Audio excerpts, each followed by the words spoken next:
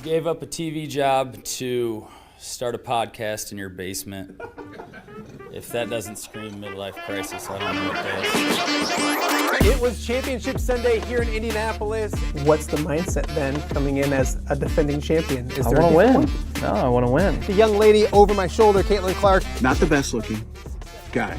And I don't think anyone's going to sit here and say, Matt Randazzo was really good looking. What has this last month, 2 months, 3 months been like for you? It's an important fan base for the Fighting Illini, isn't it? It is. He turned 69 years young last week. He looked good, Coach. Oh, try it. Thank you.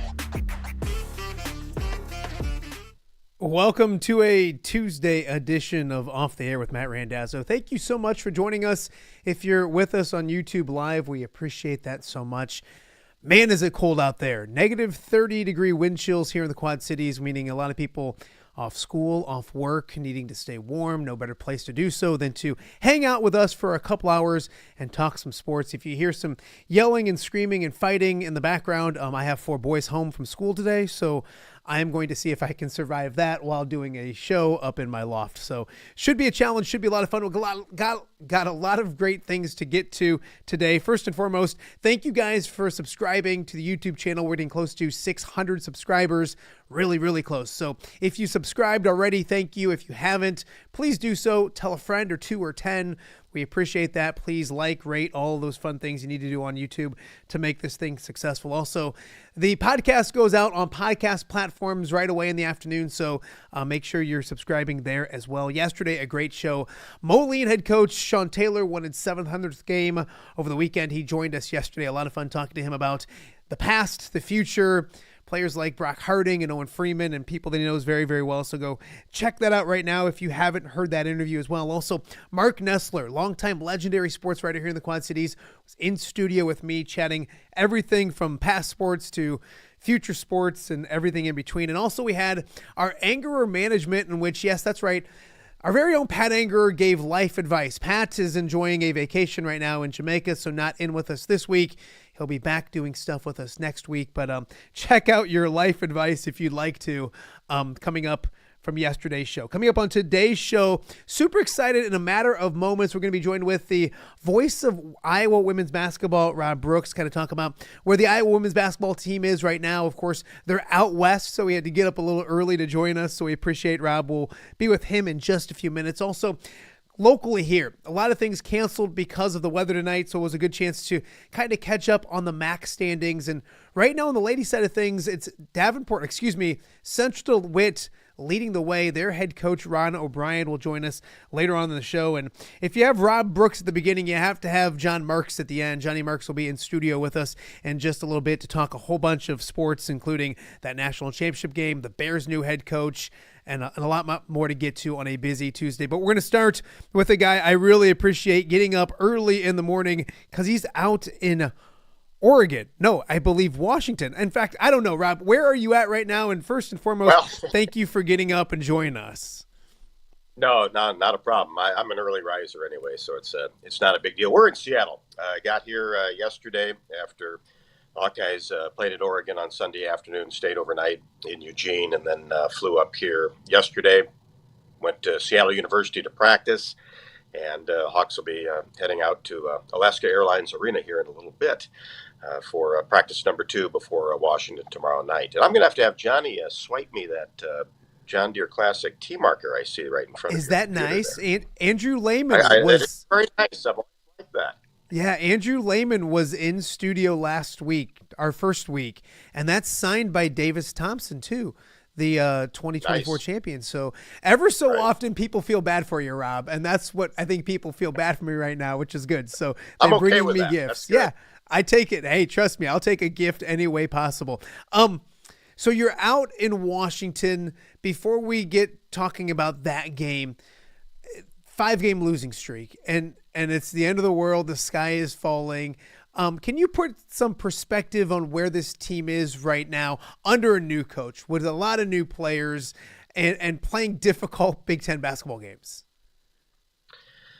Yeah, all those 3 factor in for sure, right? I think when I looked at this season, didn't think they'd go through a stretch of maybe losing 4 or 5 in a row, but I thought if they could be right around 500, in the Big Ten, that would be really, really successful. I thought road victories would be tough.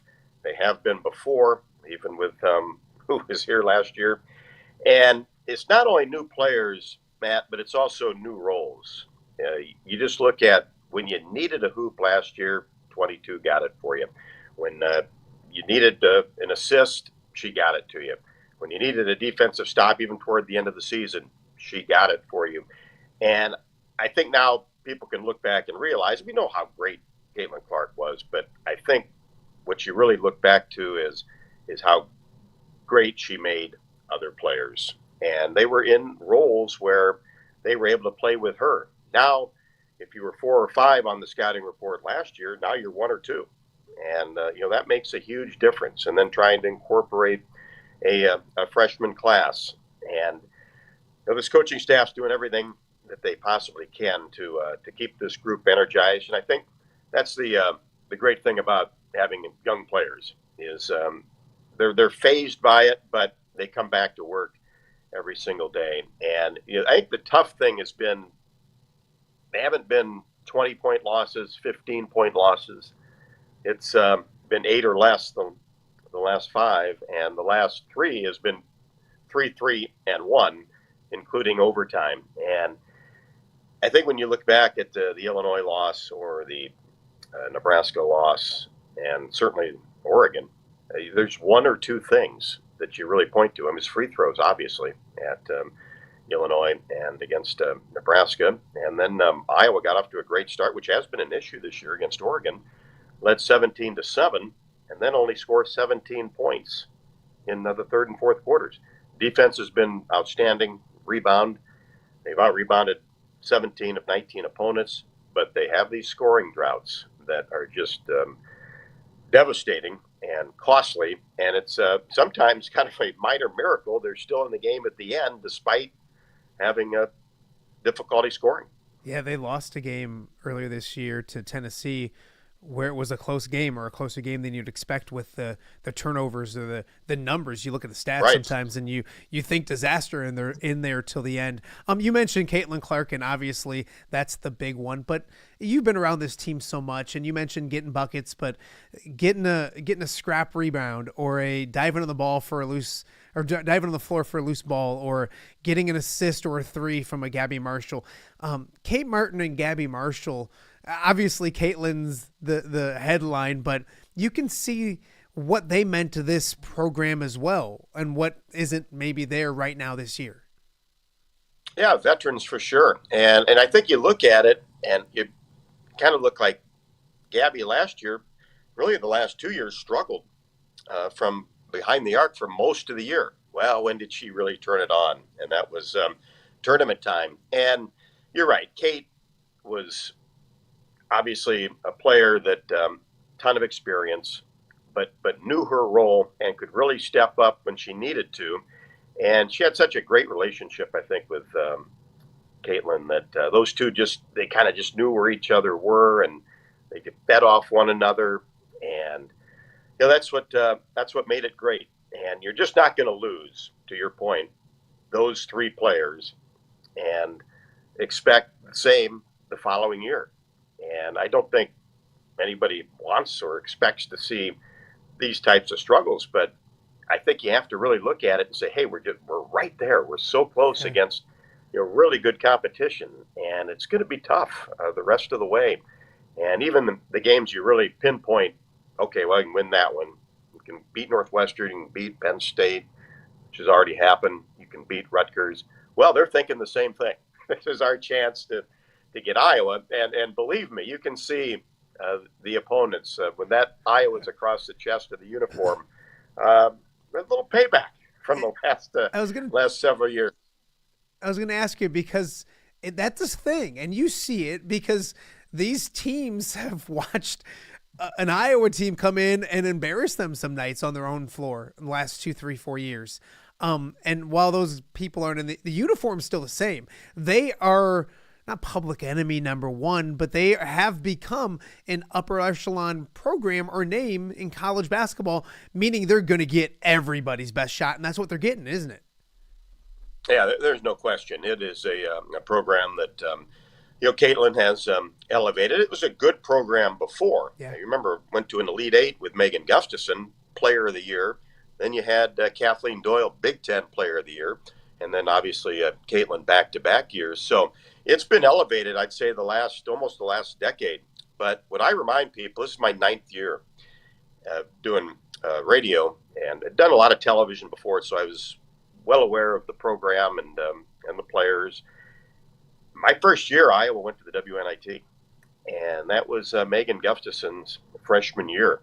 And they were the 8th seed in the Big Ten tournament. Got bounced out of that in the first round, and then almost got to the semifinals of the WNIT. Well, fast forward 2 years, and they were in the Elite Eight down in Greensboro, North Carolina. So sometimes you have to take a little dip to get to rise again, and I think that's kind of where Iowa is right now. I think with you forget Hannah Stolke didn't play against Oregon. 16 points, 16 rebounds the previous game against Nebraska, arguably your best player. So to still come down the stretch on the road, this team's not going to quit. They're going to get it out. And as we talked about, you mentioned Gabby and Kate when you needed a rebound or a loose ball. This team has that. Yeah. They have been fierce on the boards. They get after you defensively. And that was kind of a gripe, right, the last couple of years where this team doesn't play any defense. But you just don't have that firepower right now. And, I think the coaching staff is really hoping Lucy Olson can get going. She got off to such a great start at the beginning of the year, and now it's just in a shooting slump. But obviously, when we go back to scouting report, she's number one on there, especially from a perimeter standpoint. And so she's going to draw the best defensive player on the opposition. And that makes it tough sometimes, and you got to work yourself through that. You got to be a good passer. You got to cut hard on screens. You got to work your tail off to get the ball in the position you need it. And sometimes that just takes a little bit extra. Yeah. Rob Brooks joining us, voice of the Hawkeyes, all the way out in Seattle, Washington. You mentioned Hannah Stolke, concussion, didn't make the trip.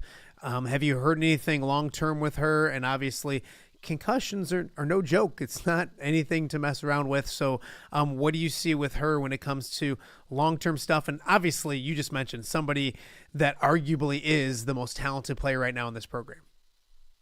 Yeah, I mean, there's no question. I mean, a starter last year, all Big Ten. That's a big void when you're trying to get a victory. Not sure. I think it's just going to be kind of a day-to-day process, and you just can't. I've talked to enough doctors about this during the football season, where you just can't say, well, you'll be good on Friday, you'll be good on Saturday, because there's so many steps along the way that you have to pass, and then you can say, well, okay, you're 3/4 of the way there. And then all of a sudden you have a setback. And so that's going to be tough to predict. They talked, well, is she going to be okay? Maybe fly her out here today commercially. I don't see that happening. Haven't gone to practice yet, but I don't see her coming out here. And then you got till next Tuesday when Northwestern comes to town. So obviously, if it's progressing, hopefully it is, you would think maybe by then. Iowa with a 1-point loss the other night. Washington, I think 13-6 overall, a solid program. What does Iowa have to do tomorrow night against the Huskies on the road to snap this 5-game losing streak? And I think it's one of those things, Rob, that if they get one on the right side of the column or the left side, the win column, if you will, I think things can start they can start stacking a little bit. They've been so close. What do they got to do to get over the hump on Thursday night? Yeah, I agree with you, Matt. I think that's the key. You got to get one, right, before you can get 2 or 3. And you just feel like this team just needs that to happen from a confidence standpoint, because got off to such a great start at Oregon, and then score 17 points in the second half. I mean, that's obviously not going to get it done. And then still have a shot at the buzzer. They lose by 1. 16-foot jump shot, by Addie O'Grady. Had a good look, but. Washington, I think, is a little bit better than Oregon. Maybe not quite as big underneath, but an athletic team that likes to get up and down, call a lot of plays, and they've got 4 players that average in double figures. And, I think what Iowa has to do is you just get a little bit more consistent. Yesterday at practice, worked hard on the offense as far as passing the ball, cutting, getting the ball in the right position where somebody can do something with it. And I think that's the key. The passing has to be crisp. The turnovers have been better. Wasn't really good against Oregon, but the last 4 or 5 games, they've been better. And just have to be able to get some rhythm offensively. See some shots go down. Got to get Lucy going. I mean, that's the key for me. The defense is going to be there. They'll rebound well, knock down free throws, and you got to get your leading scorer going, especially with no Hannah Stalky. I think that's, if you're watching the game tomorrow, listening to it, that's the key thing. You got to get Lucy Olson, last year's 3rd leading scorer in the country, going. She only had 4 against Oregon. You look at this freshman class, and there's so much talent, Rob. What have you seen? Who are some of those players you like? I know Coach Jensen just recently talked about how, I'm going to call her AJ Guyton because I'm so old, but Alea Guyton. We all remember. Yes. Really liking her leadership and where she's coming. I spoke on yesterday's show that Jim Madsen, a sports director down in the Peoria area where she's from, a legend. Like when she signed at Iowa, he was there and he texted me. He knows that I'm an Iowa guy, and he goes, "You're getting a star." You can see that in her, not just athletically and skill wise, but intangibles, leadership, that kind of stuff. Maybe talk on her and then some other freshmen that Rob Brooks has liked in their first year here in Iowa City. Well, you're right. Aaliyah has all the tools. I mean, she can shoot it, and knocking them down over 50%, right at 50% on the year, and unafraid.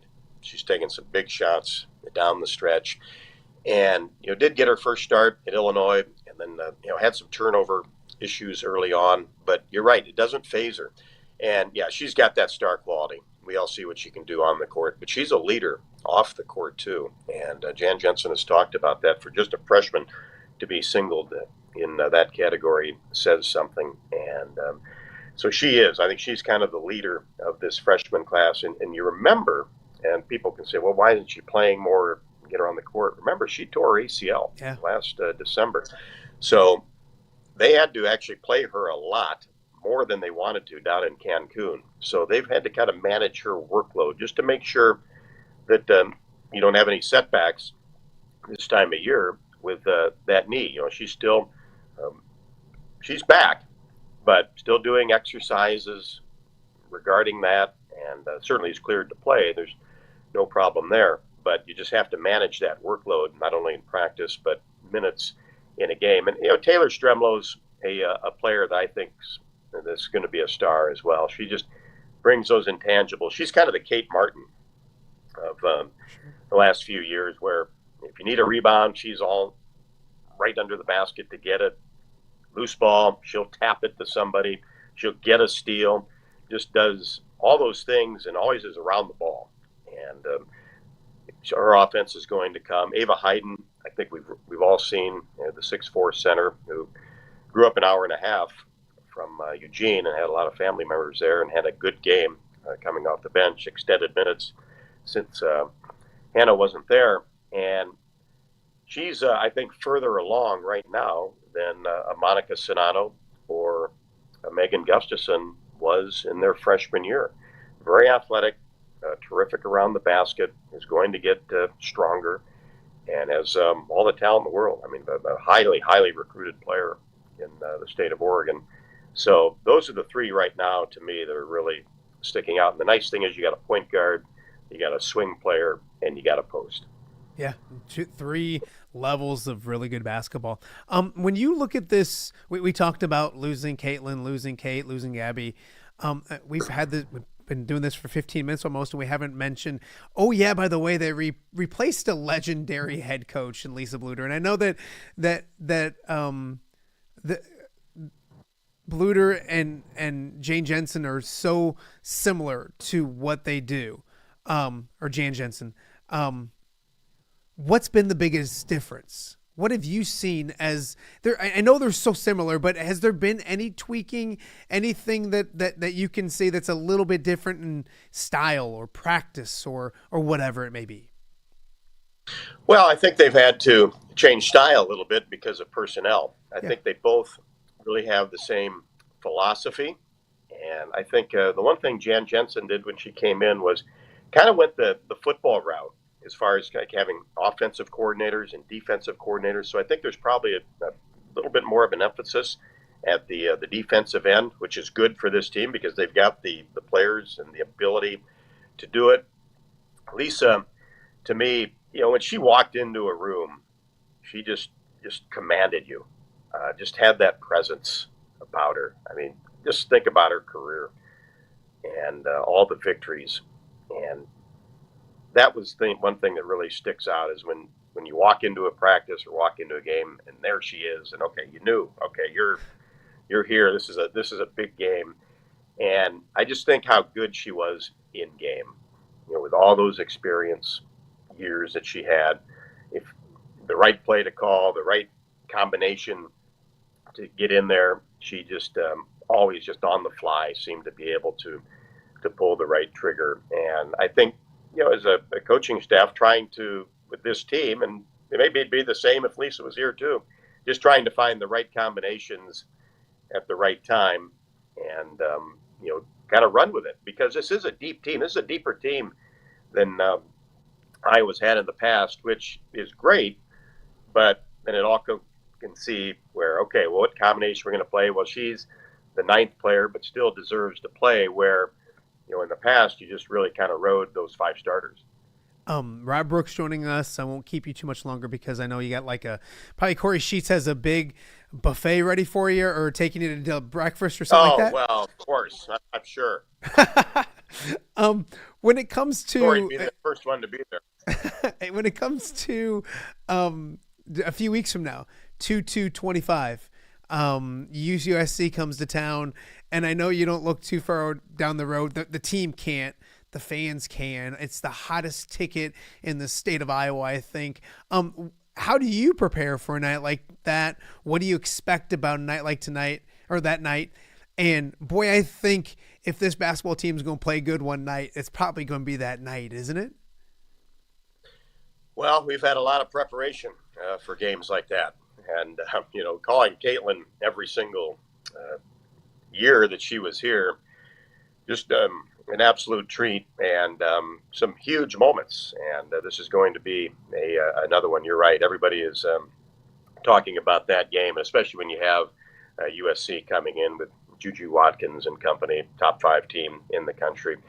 Yeah, the team will be ready. They were ready for Lisa Bluter Day. It just didn't happen. Maryland had a little too much, but with Caitlin in the house, that's going to be a special afternoon. It'll be nationally televised, and anytime she comes back, it's you talk about presence. It's a little bit different feel when she walks through that tunnel. Rob, you've done a lot of big games, called a lot of big things, been part of a lot of athletics in your time. Not trying to age you. I know you're much younger than John Marx is, but is little, not much. Is Caitlin Clark and that experience and covering her, when you sit back 10, 12, 15 years from now, is that what you're going to start telling people about? Is that on the top list probably of people and experiences you've gotten to cover? Yeah, I mean that's going to be really difficult to top, and you never expect anything like that, right? I mean, it's I've been to 30 bowl games. Iowa with men back in 1987 were ranked number 1 in the country for 16 weeks with Roy, Eddie, and BJ. I'll never forget that. And obviously, there's been some unbelievable runs in football, but nothing like this, where it was every single game when she was there on the road. The crowds wrapped around the arenas at 6 o'clock in the morning when it was 25 degrees out, waiting to get in. Hotels having to be advanced by police officers to make sure there was entrances to get into. Buses shaking. Waiting for her after a game outside of Mackey Arena. I remember they had it really roped off and there's only about 10 steps you took from the arena to get on the bus, but people had wrapped around the bus 10, 12 deep. And she got on, and they started chanting her name and shaking the bus. And Coach Bluter turned around and said, "This is just like being with the Beatles." I go, "That's exactly what I would have thought," because every single time you pulled into a city, that was the talk of the town. Caitlin Clark is in town. People all over the lobby of hotels. Remember at Nebraska, from the hotel to the arena, lined with people. It was like a parade going to Pinnacle Bank Arena. It was seriously like a Bon Jovi Slippery When Wet tour, 1987. Every time that they went into a town, it had that feel to it every single time. I've had a lot of comparisons. I've not heard the Slippery When Wet Bon Jovi comparison. I like that. That's well done. No, nor will you again. I have to ask you, because you do sidelines for football for radio, and your guys' staff and what you guys do at Learfield and everything is awesome. And then you decide to let some fat old linebacker named Pat Angerer put a headset on. I thought he did a great job, just from what you are, from where you're at and your vantage point. Your grade Pat Angerer rookie year as a radio guy. Well, all of our moment obviously had to take place during the Washington game when Joe got hit in the head, the kickoff, and we all had fun with that. And that was kind of the moment where I thought, okay, this is going to be a lot of fun. And what a great guy. Obviously, you've known him for years, and just to be around him, the thing that struck me, he's so polite. Tough guy image. We all saw him play in college, play in the pros. But boy, he is. He greets everybody. Yes, sir. Yes, ma'am. Thank you.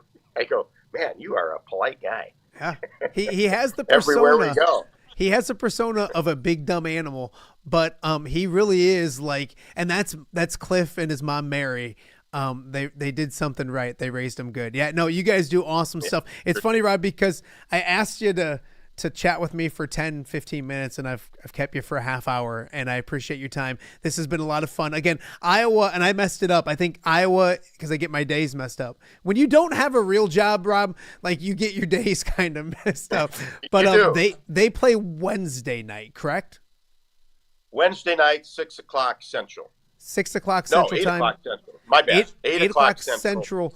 You can. Out here. I'm sure you can watch it someplace. But even if you're watching it, turn it down, turn the volume down, turn up Rob Brooks. Great call on Learfield Sport. Wherever in the state of Iowa, you can listen to him. It's WOC 1420 right here in the Quad Cities. So, Rob, I appreciate you. Tell Corey and all those knuckleheads I said hi. Be safe out there, and we'll talk to you real soon.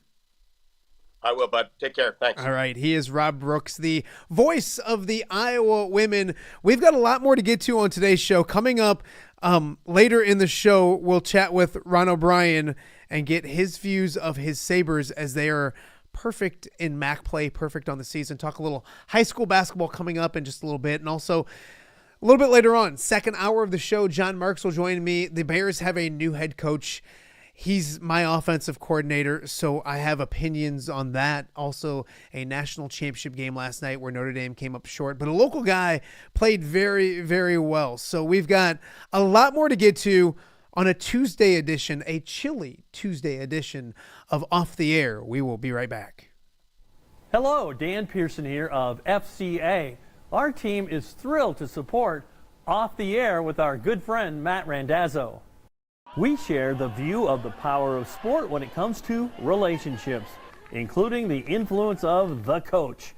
FCA believes the coach is the most influential person in America. Matt celebrates local coaches and athletes. His content is informational, insightful, and inspirational. Our Fellowship of Christian Athlete team loves partnering with Off the Air with Matt Randazzo while we engage, equip, and empower coaches and athletes in our 23 counties. FCA, the heart and soul in sports. View from the West. the podcast covering Illinois high school football. It's going to be a hard-hitting game. It's going to be great football. Weekly analysis and reaction from around the western side of the state of Illinois. This is the game we had circled when the year started. Follow along on YouTube and subscribe wherever you listen to podcasts. It's big-time football out there tonight, and I know we can play big-time football. You from the West. We got you covered.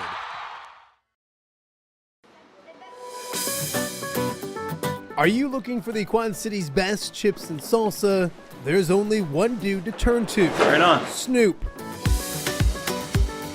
Hand-cut chips, fried fresh with that crunch you've come to love. And the most addicting salsa with delicious fresh ingredients each and every time. Pick up your chips and salsa, queso, enchiladas, and much more at the Stern Center in Rock Island. To place your order, simply call the man himself. It's Snoop at 309-314-8197 and find out for yourself what the rest of the Quad Cities already loves.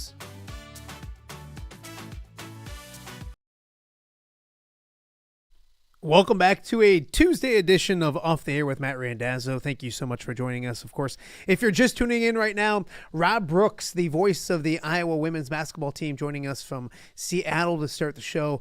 Great half hour with Rob talking about what's going on with this Iowa women's basketball team, how quickly they can turn things around. Of course, we chatted with him about his experiences with covering that team when it came to Caitlin Clark and company last year, and a lot more. So if you missed that, you can check it out on the YouTube channel right now. Go on back, or you can watch it later or on our podcast as well.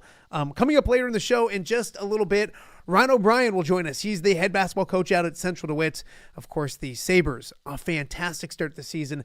They are perfect in MAC play, and we want to make sure we stay dialed into the high school scene here around the area. So we'll be chatting with Ron O'Brien in just a little bit about where women's basketball, girls basketball is in the state of Iowa in the MAC conference, and of course his Sabers as well. And then second hour of the show, John Marx will join me to talk all about everything going on in the world of sports, the new Bears hire, the Iowa Hawkeye game coming up tonight, the Illini playing later on tomorrow, Iowa State tonight as well. A lot to get to, plus, of course, that national championship game last night as well. So a few headlines to get to before we get to Ron O'Brien in just a little bit.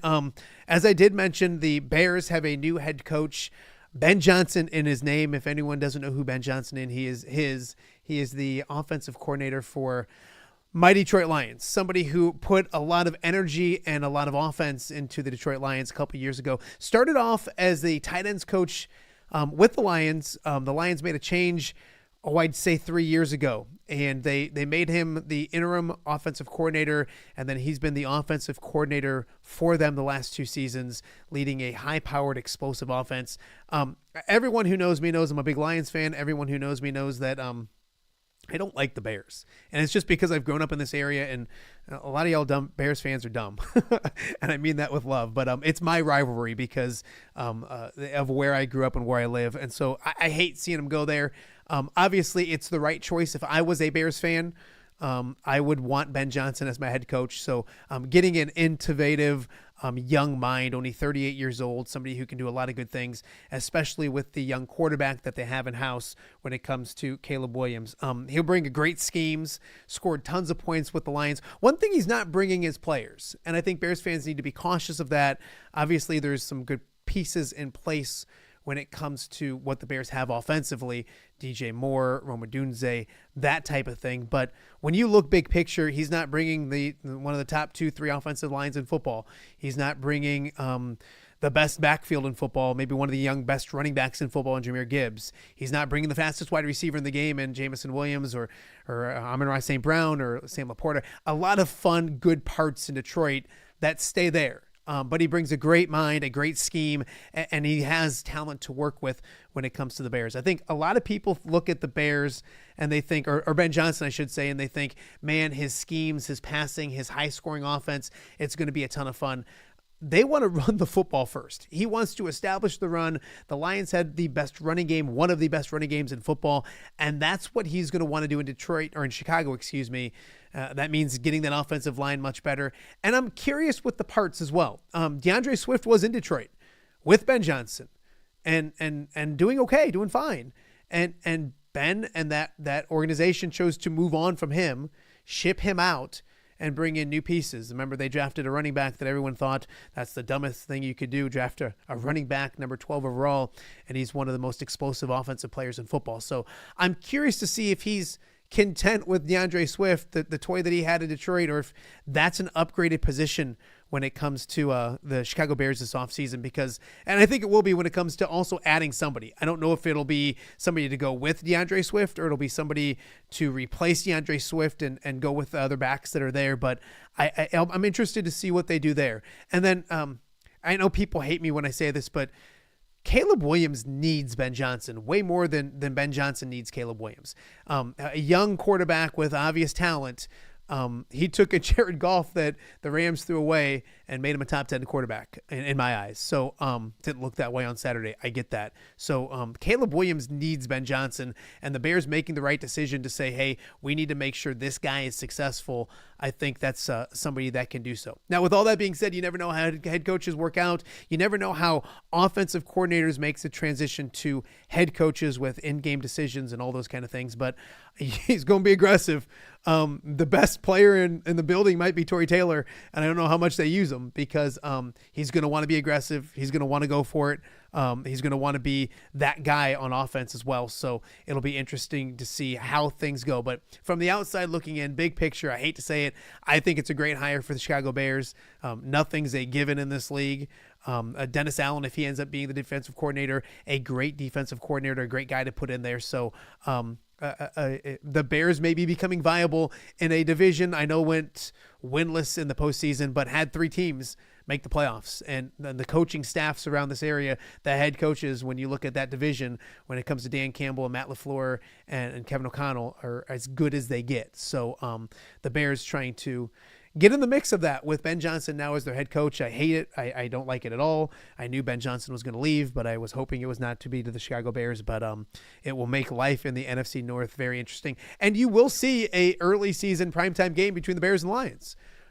That's going to be a marquee matchup when Ben Johnson returns to Detroit, or when the Bears come to Chicago with Caleb Williams and Ben Johnson now together. So it'll make for must-see TV next fall as well. We mentioned there was a national championship game last night. Congratulations to Ohio State. Big Ten now winning their second straight national championship. And when I looked around, I saw a lot of people on social media saying, boy, the Ohio State Buckeyes bought a national championship. Yeah, that's the system that's put in place. I'm not saying I love it. I'm not saying I like it. Probably don't like it at all. But that's the system that's in place now. And anybody who's complaining about it, like that's what your team's probably doing as well. Ohio State's probably just doing it on a different level. Of course, the rumors of $20 million being the payroll of Ohio State. Yeah. This is the bed we've made. This is what everyone wanted. This is the NIL thing. This is the paying players. This is what it's become. It's not a college football amateur sport. It's a professional sport these days. And Ohio State getting the job done. Second straight national championship for the Big Ten. So good news if you're a Big Ten fan. If you're an Iowa fan, Illinois fan that does cheer for the Big Ten, good news in that regard. Boy, I'm just super impressed with Notre Dame, Marcus Freeman, what he does. Played well. Yes, the decision to kick that field goal is an interesting decision, getting blasted today. But if that college kicker, and I know it's a college kicker, makes an easy field goal, then you're trying to get the football back to go down and win the game, down 5 maybe. So different situation if he makes an easy kick. And then, of course, I don't know how you don't double that wide receiver in that situation. A freshman, Smith, who might be the number 1 overall pick if he could leave to go to the NFL. A lot of people say he'd be the number 1 pick this year. Obviously, he'll come back to Columbus and torment college football for another year. So congratulations to Ohio State. Great season for Notre Dame. I know a lot of local Notre Dame fans. I know I'm not a huge Notre Dame fan. I didn't grow up a Notre Dame fan, but obviously with Charles Jagusah, the Alleman product, playing last night, that was a lot of fun to see. Really enjoyed watching him. First touchdown of the game. It's a pancake block by Big Charles that gets the Notre Dame Fighting Irish into the end zone. Had a holding penalty, I know, later in the game. An unfortunate one, I think, played well, blocked it well. I think the quarterback getting out of the pocket kind of forced that a little bit as well. So I think it was a good play at the start. I think it just was, the play went on so long they ended up holding. So, but for the most part, a fantastic job by Charles Jagusah. It was fun. My son is a freshman at Alleman. I had the picture. I forgot to load the picture. Scott Morrell sent me the picture, so I apologize to Scotty. But after practice, they had a get-together in the cafeteria for everybody to watch the national championship game, kind of cheer on Charles Jagusah. So, the basketball program, I know there's some football players there as well, a lot of coaches. The pizza they had, my son tells me, was the best pizza that he's ever eaten in his life. So I got to text Scotty today and find out what that pizza was. And another thing on the subject of food, has everyone eaten at Al's Burgers in Rock Island? It's right by Alleman High School. People rave about it. My family has. I haven't. I'm getting cranky that I haven't, but I've heard awesome things about Al's Burgers in Rock Island. Not a sponsor, could be, but not a sponsor just yet. So we'll talk more about the national championship game and Charles Jagusah in the second hour of the show when John Marx joins me on a chilly Tuesday here in the Quad Cities. A lot of kids out of school. I don't remember being young and not having school because of the weather and the cold. And what I think was, and I get it, being safe and all that, I'm not that upset about it. I'm fine. If you see any kids running around here, I apologize. But I think the weird thing is you knew what the temperature was going to be, and it was like 11 o'clock at night before they canceled school. Some people I know it was 5 a.m. this morning when they canceled school. So the forecast is usually pretty good when it comes to temperatures. I know I like to give James Zahara a hard time in my former life. Love James, by the way. But they usually nail those temperatures. So you knew it was going to be negative 30 today. I don't know why we had to wait till 11 o'clock at night to kind of make that call, or in the morning for some cases as well. So before we take a quick break and get to Ron O'Brien, a good friend of mine stopped by the house today, Jamie Smith down from Monmouth. And look at this. He brought this off-the-air shirt. I mean, how cool is that? Obviously, he made it because these aren't available. But I thought it was really cool. Brought one for the kids as well. So I wanted to thank Jamie on air for doing that. Great dude. Giant heart. Not the smartest guy in the world. No, I'm kidding, Jamie. I'm just kidding. But a really good individual. So thank you, Jamie, and the Smith family for hooking us up with off-the-air shirts. Maybe someday that can be like an actual thing. We'll see how this thing continues to go along. One thing I want to get to real quick before we take a quick break and get to Ron O'Brien. We talked about the Iowa basketball team on the ladies' side of things. The men in action tonight against Minnesota. They're back at home, and they were available to the media yesterday. And the guys they made available were Owen Freeman and Brock Harding and Fran McCaffrey, obviously. And anybody who knows me knows that I'm a big fan of Brock Harding and Owen Freeman. Those are my guys. And the defense was really, really bad in California, and the play was really, really bad in California. They come back home. Now they get 4 to 5 at home. And this was Brock Harding talking about taking responsibility because he says it starts with Peyton Sanford and him, two guys he calls leaders on this team. So take a quick listen to Brock Harding. I think that's where it starts. Me and Peyton consider ourselves leaders, and we didn't have our team locked in enough when we went to LA to be ready to lock in on defense and know we were playing 2 good teams. So that's my fault as a point guard, not having guys ready to go, locked in on the defensive end of the ball. Both games, teams got out to hot starts, and that's kind of on our part. We gave up open shots. At this level, you give up open shots. Those are almost automatic. So it just kind of starts at the top, and that's on us to have our guys ready to go. So it will be Iowa and Minnesota at Carver Hawkeye Arena. That game coming up tonight at 8 o'clock, so a later start in Iowa City. Hopefully a good crowd. See if the Iowa Hawkeyes can get back on track. A very frustrating week, and I know when things go bad, the sky falls quickly. See if Iowa can get back on track. They've been good at home. And I think defensively they've been good at home, and they have some winnable games. I almost said winnable opponents, beatable opponents, winnable games this week with a game tonight against Minnesota and then a home game against Penn State on Friday night as well. So get out, support the Iowa men's basketball program. Also Iowa State in action tonight. They take on Central Florida, I believe. Look at my notes somewhere. Yes, they take on Central Florida tonight at 7 o'clock, and then Illinois back in action, back in Champaign. It's funny, I was looking at Illinois' record, and they're 13-5, and I said they got 5 losses, and then I looked to who those losses were to: Alabama, Tennessee, Michigan State, Northwestern, and I'm missing one. USC. but some really good opponents they've lost to. Yeah, 5 losses, but that team's been battle tested. We'll see if they can now start stacking some victories back at home against Maryland on Thursday night. So a lot more to get to on today's show. Thanks for joining us on a Tuesday OTA.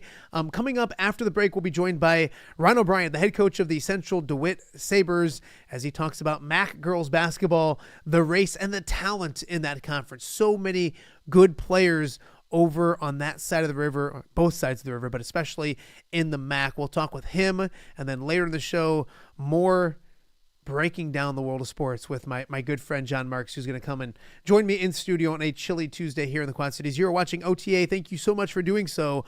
We'll be back right after this quick break with Ron O'Brien from from Central DeWitt. Hello, Dan Pearson here of FCA. Our team is thrilled to support Off the Air with our good friend Matt Randazzo. We share the view of the power of sport when it comes to relationships, including the influence of the coach. FCA believes the coach is the most influential person in America. Matt celebrates local coaches and athletes. His content is informational, insightful, and inspirational. Our Fellowship of Christian Athlete team loves partnering with Off the Air with Matt Randazzo while we engage, equip, and empower coaches and athletes in our 23 counties. FCA, the heart and soul in sports. View from the West, the podcast covering Illinois high school football. It's going to be a hard-hitting game. It's going to be great football. Weekly analysis and reaction from around the western side of the state of Illinois. This is the game we had circled when the year started. Follow along on YouTube and subscribe wherever you listen to podcasts. It's big-time football out there tonight, and I know we can play big-time football. View from the West. We got you covered.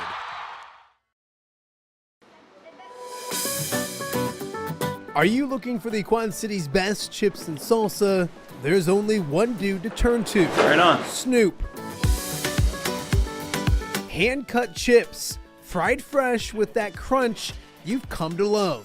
And the most addicting salsa with delicious fresh ingredients each and every time. Pick up your chips and salsa, queso, enchiladas, and much more at the Stern Center in Rock Island. To place your order, simply call the man himself. It's Snoop at 309-314-8197 and find out for yourself what the rest of the Quad Cities already loves. Welcome back to Off the Air with Matt Randazzo, a chilly Tuesday in the Quad Cities. And as we continue to develop this show and do some more with the show, we want to make sure we stay locked into the high school scene of things. And of course, February is just around the corner, which means the games continue to get bigger. And it's a great race over in the MAC for the ladies. We're joined now by the head coach of the first place Central DeWitt Sabers, Ron O'Brien. First and foremost, I know you're very busy during the day with your day job. Extremely busy. So I want to thank you and any bosses at Palmer to allow you to take some time to do this. Yeah, and I appreciate my bosses for allowing me to take this time out of my busy day to spend with you. Of course. Is my wife's not technically your boss, is she? Well, probably not, but ultimately, yeah, probably. Aren't they all? So she's my boss, Ron. She's my boss first and foremost. So I appreciate it. I've known you for a long time. I've known you outside of basketball and now inside of basketball as well, and great runs at Davenport North, watching you and your daughter's teams and great runs there. Up at Central DeWitt now. Before we get into the MAC and that entire thing, how's it been at Central DeWitt? I know you've been there for a while, and I know you've really taken a nice footing to what is a great tradition and a great program up at Central DeWitt. Yeah, it's wonderful. It's awesome. It's a great community. I didn't really know much about it, and I've really enjoyed my time there. The team, the girls are great. There's a lot of support. Bit of a difference going into a smaller community where you're the central focus, and it's really it's a nice change. and really enjoying the time out there. This Sabers team, 10-0 overall, 5-0 in conference play, I believe. First place in what's a really good MAC conference. Before we get into the who's good, who's not good, all that kind of stuff, you've been around this game of girls basketball for a long, long time, and you can see the growth in it. Not just with the support from people around it, but I think the talent is awesome. Is the talent better now, or is more people watching the talent? Or is it a combination of the both? Well, obviously, with the Caitlin Clark effect over last year, there's certainly more people watching, I think.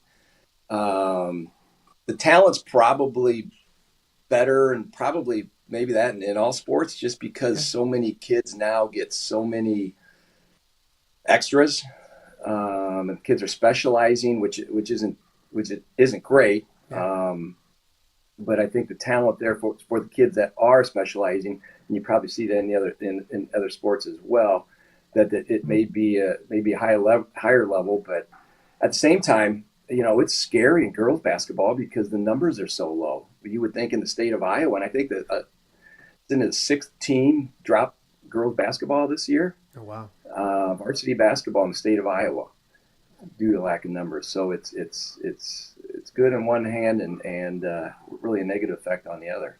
Yeah, you look at the MAC conference especially, and it's always good, Ron. I can remember your teams over at Davenport North and Pleasant Valley's always good. Assumption's been great, and North Scott's been great.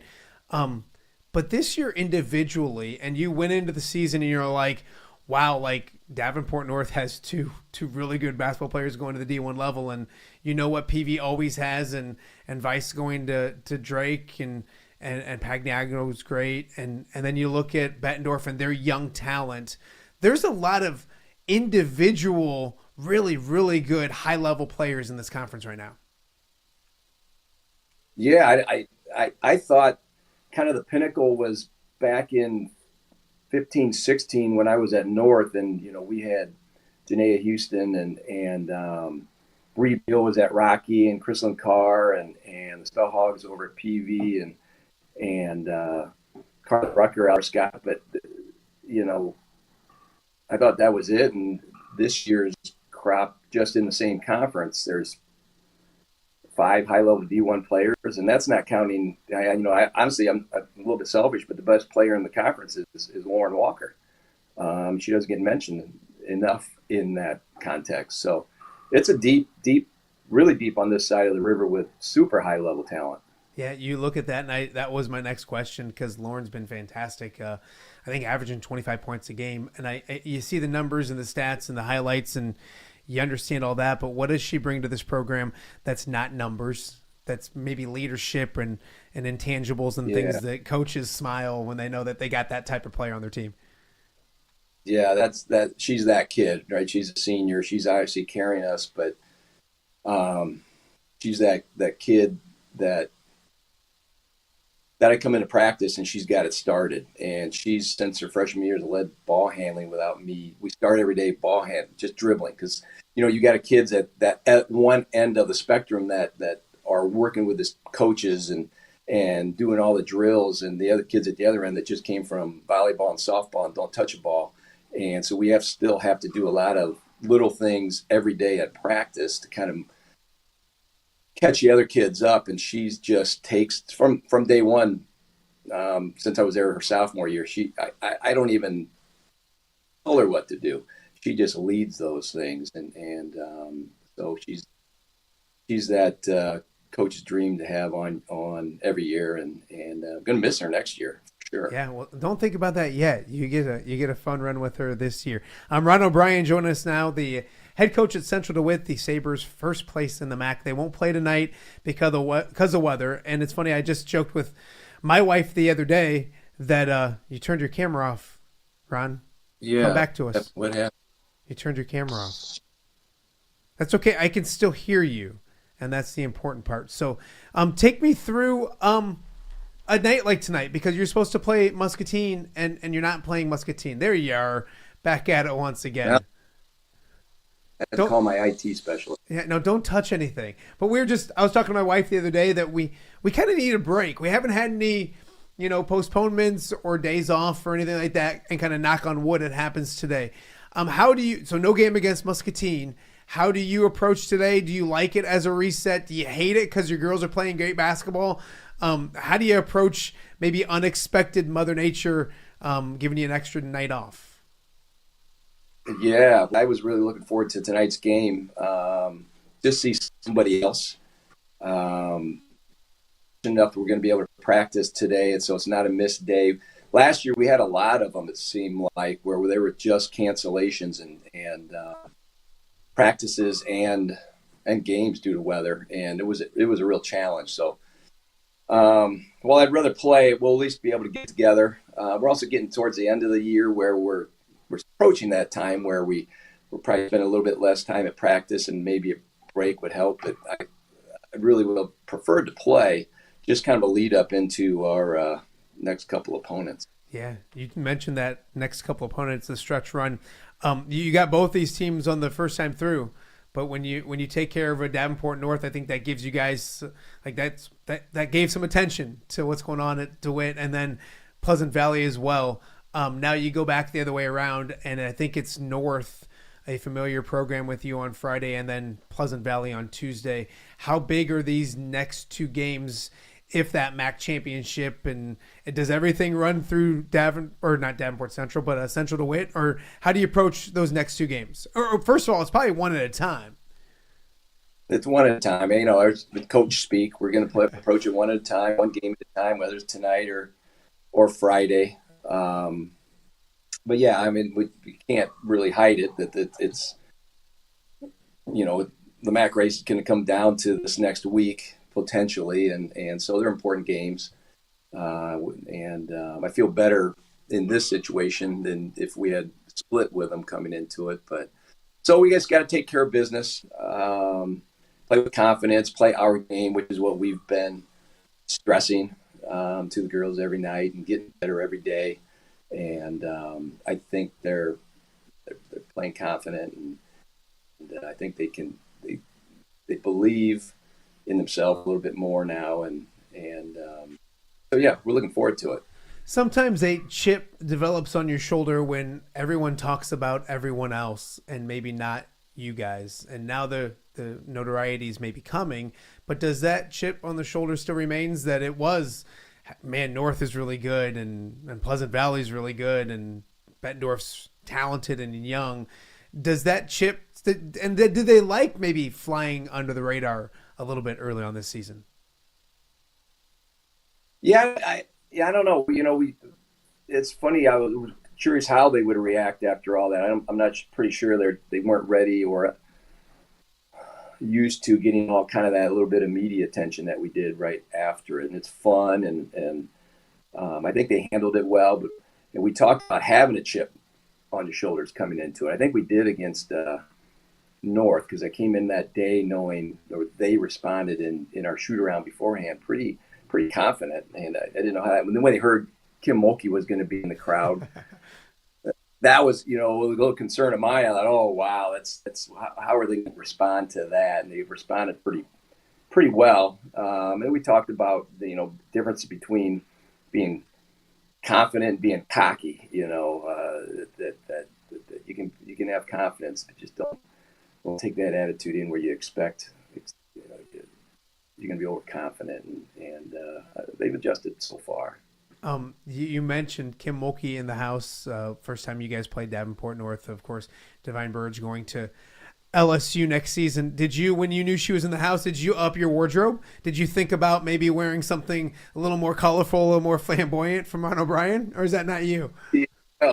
And if you've seen some of our games, one of my assistant coaches, she's great at forcing the rest of us into that sort of theme. And had she had some prep, we probably would have ended up in some glitter.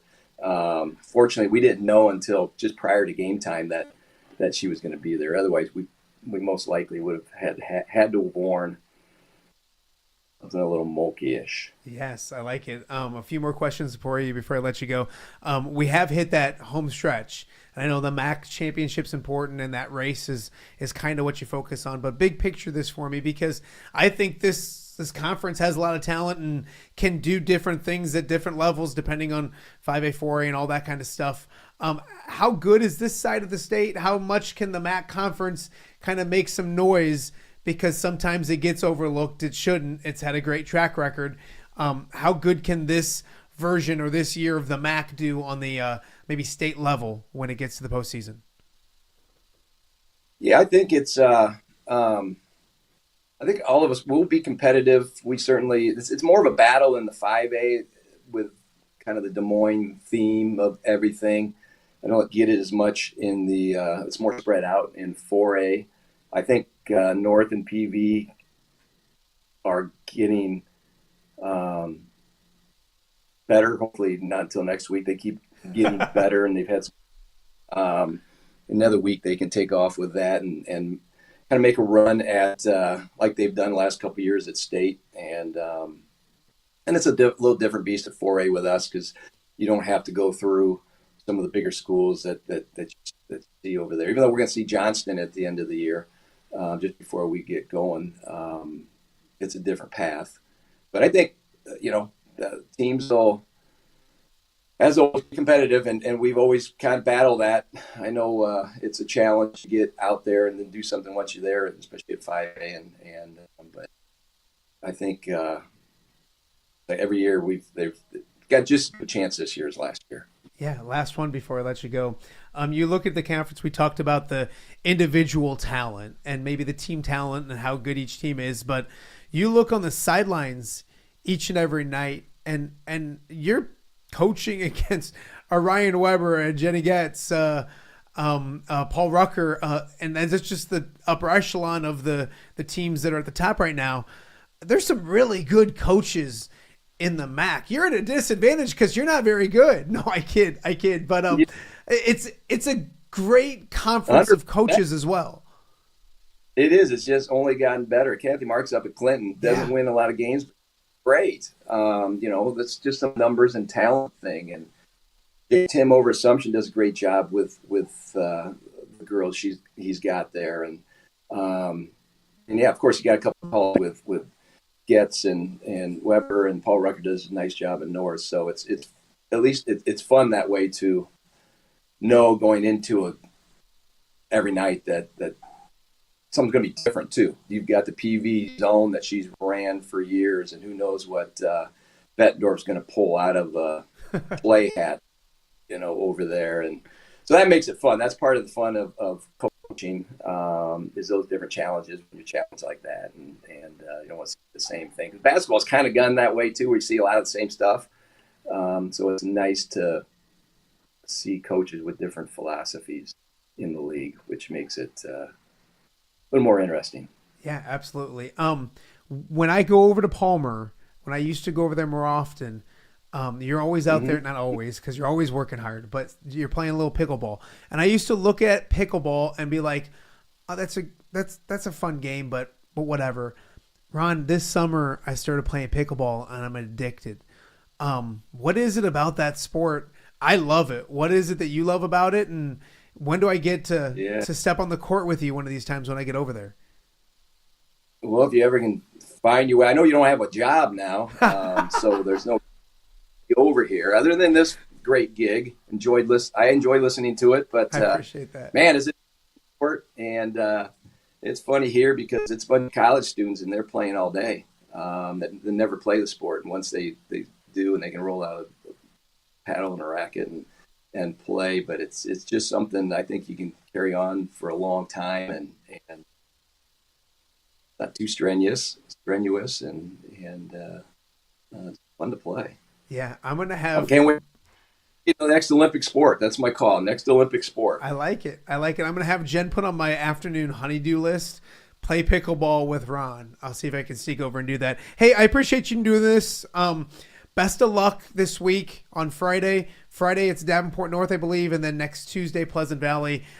Central DeWitt right now atop the standings in the MAC. Always appreciate you. Get back to work so you don't get in trouble and I don't get in trouble either. Appreciate it. Thanks for having me on. It was fun. All right. He is Ron O'Brien. We got a lot more to get to. You're watching a chilly Tuesday edition of OTA. We'll be right back. Hello, Dan Pearson here of FCA. Our team is thrilled to support Off the Air with our good friend Matt Randazzo. We share the view of the power of sport when it comes to relationships, including the influence of the coach. FCA believes the coach is the most influential person in America. Matt celebrates local coaches and athletes. His content is informational, insightful, and inspirational. Our Fellowship of Christian Athlete team loves partnering with Off the Air with Matt Randazzo while we engage, equip, and empower coaches and athletes in our 23 counties. FCA, the heart and soul in sports. View from the West, the podcast covering Illinois high school football.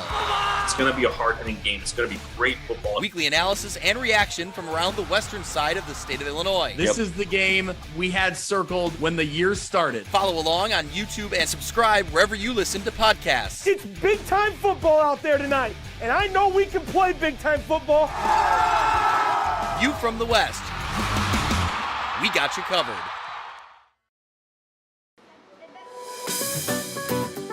Are you looking for the Quad City's best chips and salsa? There's only one dude to turn to. Right on. Snoop. Hand-cut chips, fried fresh with that crunch you've come to love. And the most addicting salsa with delicious fresh ingredients each and every time. Pick up your chips and salsa, queso, enchiladas, and much more at the Stern Center in Rock Island. To place your order, simply call the man himself. It's Snoop at 309-314-8197 and find out for yourself what the rest of the Quad Cities already loves.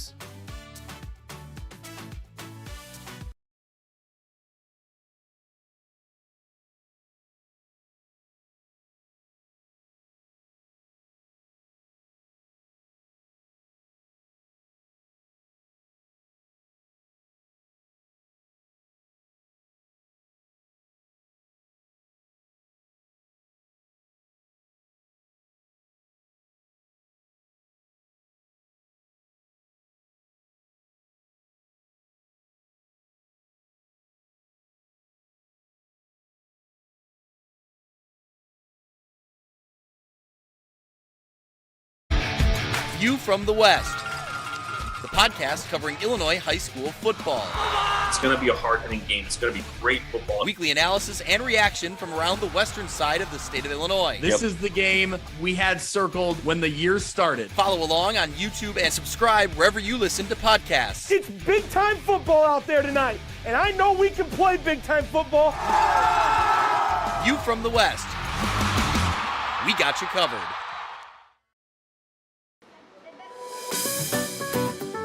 Are you looking for the Quad City's best chips and salsa? There's only one dude to turn to. Right on. Snoop. Hand-cut chips, fried fresh with that crunch you've come to love. And the most addicting salsa with delicious fresh ingredients each and every time. Pick up your chips and salsa, queso, enchiladas, and much more at the Stern Center in Rock Island. To place your order, simply call the man himself. It's Snoop at 309-314-8197 and find out for yourself what the rest of the Quad Cities already loves. We are back on a chilly Tuesday here in the Quad Cities, joined now by a good friend of mine, John Marx. Thank you. Don't tell people. Yeah, that'll get you in trouble, Pally. You know that. And you know that, like, and we joke because, like, you know, sometimes you say, hey, I know Matt Randazzo, and it's not a good thing. Sometimes I say, I know John Marx, and it's not always welcome, but it's a good thing for me. You can relate to this because we're both close with Dan Burrich. Yeah. This goes back to, hey, you know that Burry Scott, you know that wild man guy? Yeah, he's my friend. Be careful. And the same thing, that frickin' Marx, you know him? And Burridge would stop and goes, he's my friend. Yeah. Yeah. Yep. I'll be like, I get it, but nope. No. So, by the way, did you see Dan on here last week? I did, and he was phenomenal. He's getting so old, though. My God, he's bald, and he's got the gray, and he's got more salt than he does pepper. And love you, bro, wherever you are, Pally. Yeah, I'm trying to, because here's the thing: is now it's cold out, Johnny. So now everything has to stop for the next 24 hours, and we're gonna talk about that in a second. So I have nothing to do today, so I'm gonna try to see if I can convince him. I want to do Wild Man Wednesdays. No, and what a great call. And I do want to mention Mark Nestler was in that chair yesterday. Yep. Somebody that you live next to, and they were the cool guys in the neighborhood. They were the cool sports guys in the neighborhood and stuff. So it was great to have him. I'm going to bring back Nest Guest next year. You should. Oh my God. Yeah. You would be surprised how much fun we would have with the Nest Guest entrance after we got off deadline on Saturday nights. Yeah. There were people that were fanatics about it, and it was a great time in the sports world back then. He asked me if I'd ever won Nest Guest, and I said no, but I know there's people who have, and sure enough, last night I got 3 text messages from people that had watched the segment saying, I won back in 1998, and I won $25 or whatever it was. So it was great to have him along and do all that kind of stuff. But talk to me about this, Johnny, because it's cold outside. I know. Like, when did we start having school outside? It's inside still, right? No, here's heaters are still working. They still work. Here's the other side of that. If you've got rural outlets with bus stops. Okay, then don't send your kid outside. They have an excuse to stay home. But you still open up the school. No, you make it 2 hours. Yeah. I agree. But remember, and you know what I'm married to, we are in a litigious society. Yeah. And if one kid goes out or en route to school and gets frostbite, they own your building and they own your community. And I understand. I don't want anybody to get hurt, but pay attention. We are a soft society. Well, and it was weird because, and I had mentioned earlier in the show that there's nothing I enjoyed in my 25 years at WQED more than giving weather guys a hard time. And I love them. I love James Zahara. Tracking snow can be tough. Okay. But they get the temperature right. Yeah. Like, why was it at 11 o'clock at night that I find out, like we knew at 5 p.m. that it was going to be cold. And then I thought it was bad because it was like 11 for us. And then a friend stopped by today and he's like, yeah, we found out at 5 in the morning that they were going to have school. I'm like, what happened overnight? What breaking news happened overnight that prevented us from knowing that it was going to be cold? The wind chill went an extra 10. I get the bus stops, but come on, man. Yeah, no, I get it. And you got 188 days you got to be, or 86, so you have to be. Yeah. For my school board days, you have to be in session. Yes. Come on, man. Yes, just go to school and let me do my show on my own. That was my other Get thing. These kids out of my house. Keep in mind, all school administrators. This is a man with nothing but a track meet in his house with the dog and the 4 dudes. So, It's funny because my lovely wife just mentioned the other day. She's lovely. She's always mad at me, Johnny. She mentioned that we need like a snow day. Remember last year we got that big snowstorm and it knocked things out. And like we still had and the kitchen looks great. I don't know if we came up through the living room, but we still had like Christmas stuff out. We got it put away like last couple of days because like last night kind of things slowed down a little bit. Now today we have a chance to do that kind of stuff. So we wanted this, I guess, but like it does slow things down. And now we have a night where there's no extracurricular activities now at the school or anything like that too. So, and nobody's studying, mind you. Everybody's playing Fortnite. Yeah, well, that's the thing. And like my kids are great. They're being great right now, but like they're probably on a device doing this somewhere. Sure. And so like now when we get done, we're going to do a workout and have some fun. Have you had Al's Burgers up by Alleman yet? It's a new place. Is that okay? It's where all the kids are going by. Okay, the corner where I have not. Right by La Rancheria. Oh no! It used to be the Spud Nut Donut Shop when oh my God, when I was young. Back when they had covered wagons. When I was Alleman. And the other part of it is it was a breakfast place. I can't remember the name. Is it Lee's or something? I always went in there because of the big, huge breakfast before we would have something baseball or football related at all. Anyways, like, and I mean, they're not a sponsor. They could be a sponsor. Hurry up. Not a sponsor, but everybody I've talked to, and like I'm at, my whole family's been, and so I just didn't know if you had been there. And that's my little food rant. But Luke Thompson, our manager / statistician, Pook, shout out, brother, love you. He He talks about it, and he is an expert. He knows the good food trucks. The ranch, La Ranch. We've all. My goodness. Yeah. If I spent. Thank God I didn't go there today. Yes. I'd have an opportunity. So see, this is what happens in the second hour of the show as I start talking food because it's lunchtime and I get hungry. But it's a great place. I've heard. There was a national championship game last night. I want to start with Charles, and then we'll talk about the game itself. Yep. Obviously, first touchdown of the game. Great block that gets that guy in the end zone. Yep. I thought he played well. You're more of a, I didn't have a vested interest in the game except for Smith over 80 yards receiving, which hit late. But other than that, I really didn't have like a rooting interest except for Charles. I did. And then I was watching. I know, obviously. And then I was watching Charles a lot, so I watched him a lot. I'm not the trained football guy that you are. I know there was a holding call that I think was just a result of circumstance where the play just went a little long and he had to get outside and it was a late hold.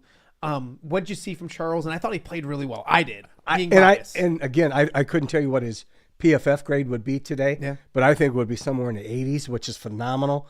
Again, I think that's what hurt Notre Dame was that first drive, and he was dominant, and he has great. We know, again, I'm a huge Charlie fan. Great feet, his arm extension, and you'll hear about this. He can lock guys and not. As a tackle, he can lock on to guys and not allow them to go side to side, which is a plus, which means he will play on Sundays for those of you who have any doubts about that. He overcame the torn pec. He's had knee surgery, and his feet are still phenomenal, Matt. And I thought I would grade him out in that high 80s and just pat him on the back. He did great. He gave up a sack, but that was a quarterback extended play situation. So he gave him plenty of time to throw it, and then he got in the pocket, and that's kind of where he got in trouble. And I don't know if he's an NFL left tackle or move him inside and make just you run trap after trap after trap. But at 6'7", he may have to play out on the edge. And is he Tristan Wirfs? Absolutely not. Yeah. That's really the highest grade of tackle that I've ever seen. Penei Sewell for your Lions, but he certainly did nothing to hinder his ability to start next year and B down the road as a draft prospect. And as soon as they spend 5 minutes with Chuck, they will find out they have themselves an extraordinary human being, a first-rate guy, a team guy, and a high-character guy whose motor, if you notice the game, never stopped. Yeah, you look at that school, that position, it usually leads to Notre Dame plus offensive line equals NFL, like Iowa, and Iowa tight end equals NFL, or even offensive line. Yep. I think if you're going to be if you're the starting left tackle at the University of Notre Dame next year, you're going to play on Sundays. Your last name's Alt. You're going to get a chance on Sundays. Yes. Exactly. I'm not saying you're going to be an Alt and play, but you're, and it's been a minute. I mean, and I said this probably last week, and I was an idiot and thought of Logan right away, who we're efforting to get on the show soon. But Logan Lee was drafted last year. Before Logan, it was Julian. Was it really? Was the last? David Johnson, when you count draft. Clinton, so he was drafted. But other than that, that was, and that's probably 2013. Kreider, the undrafted guys. I know you had Casey Javasin get drafted and worked his tail off to get a Super Bowl ring. And I love the little message he sent you that day, which was beautiful. Can't share that. Super Bowl champion. Still waiting for him to send a legit one. Right, but the message was make sure you're Super Bowl champion. This week. I got a note last night from our boy, who says, "Hey, can you name me the two Alleman guys that played against Georgia this year?" That's right. Yeah. And about the third quarter last night, he goes, "Dad, are you watching?" I go, "Yeah." And I text back, "Yes." And he goes, "I have a trivia question for you. Name me the two Alleman high school football players that played against Georgia." I'm being rude because I'm looking at my phone, but it's okay. Last night or yesterday on the show, we talked about Quad City guys. Has anybody from the Quad Cities won a national championship in football? Now, Bree Beal won it in the U.S. with South Carolina. Does it matter the level?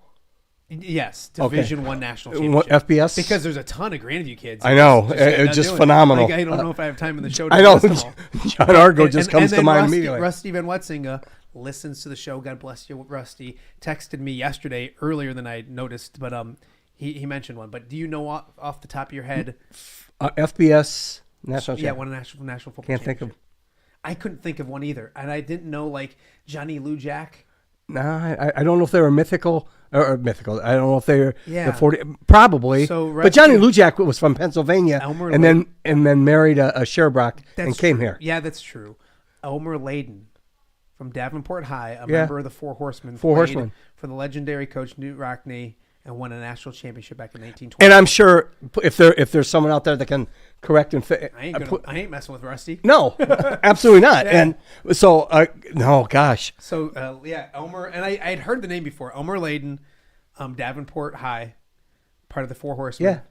1920. Wow. See? Oh, Chuck was so on off the air. You learn on this show. Charlie was so close. Yeah. And tell me you weren't at 31, okay, 23. So let's look at this. Okay, because I got cranky last night because my social media feed was complaining about Ohio State just bought themselves a national championship. Okay. Yes, they did. That's what the system is. That's if you don't like the system, that's what we're doing nowadays. And they did it to the best of everybody's ability. So yes, their payroll is higher than everybody else's, but okay. But Notre Dame's not paying anybody any money.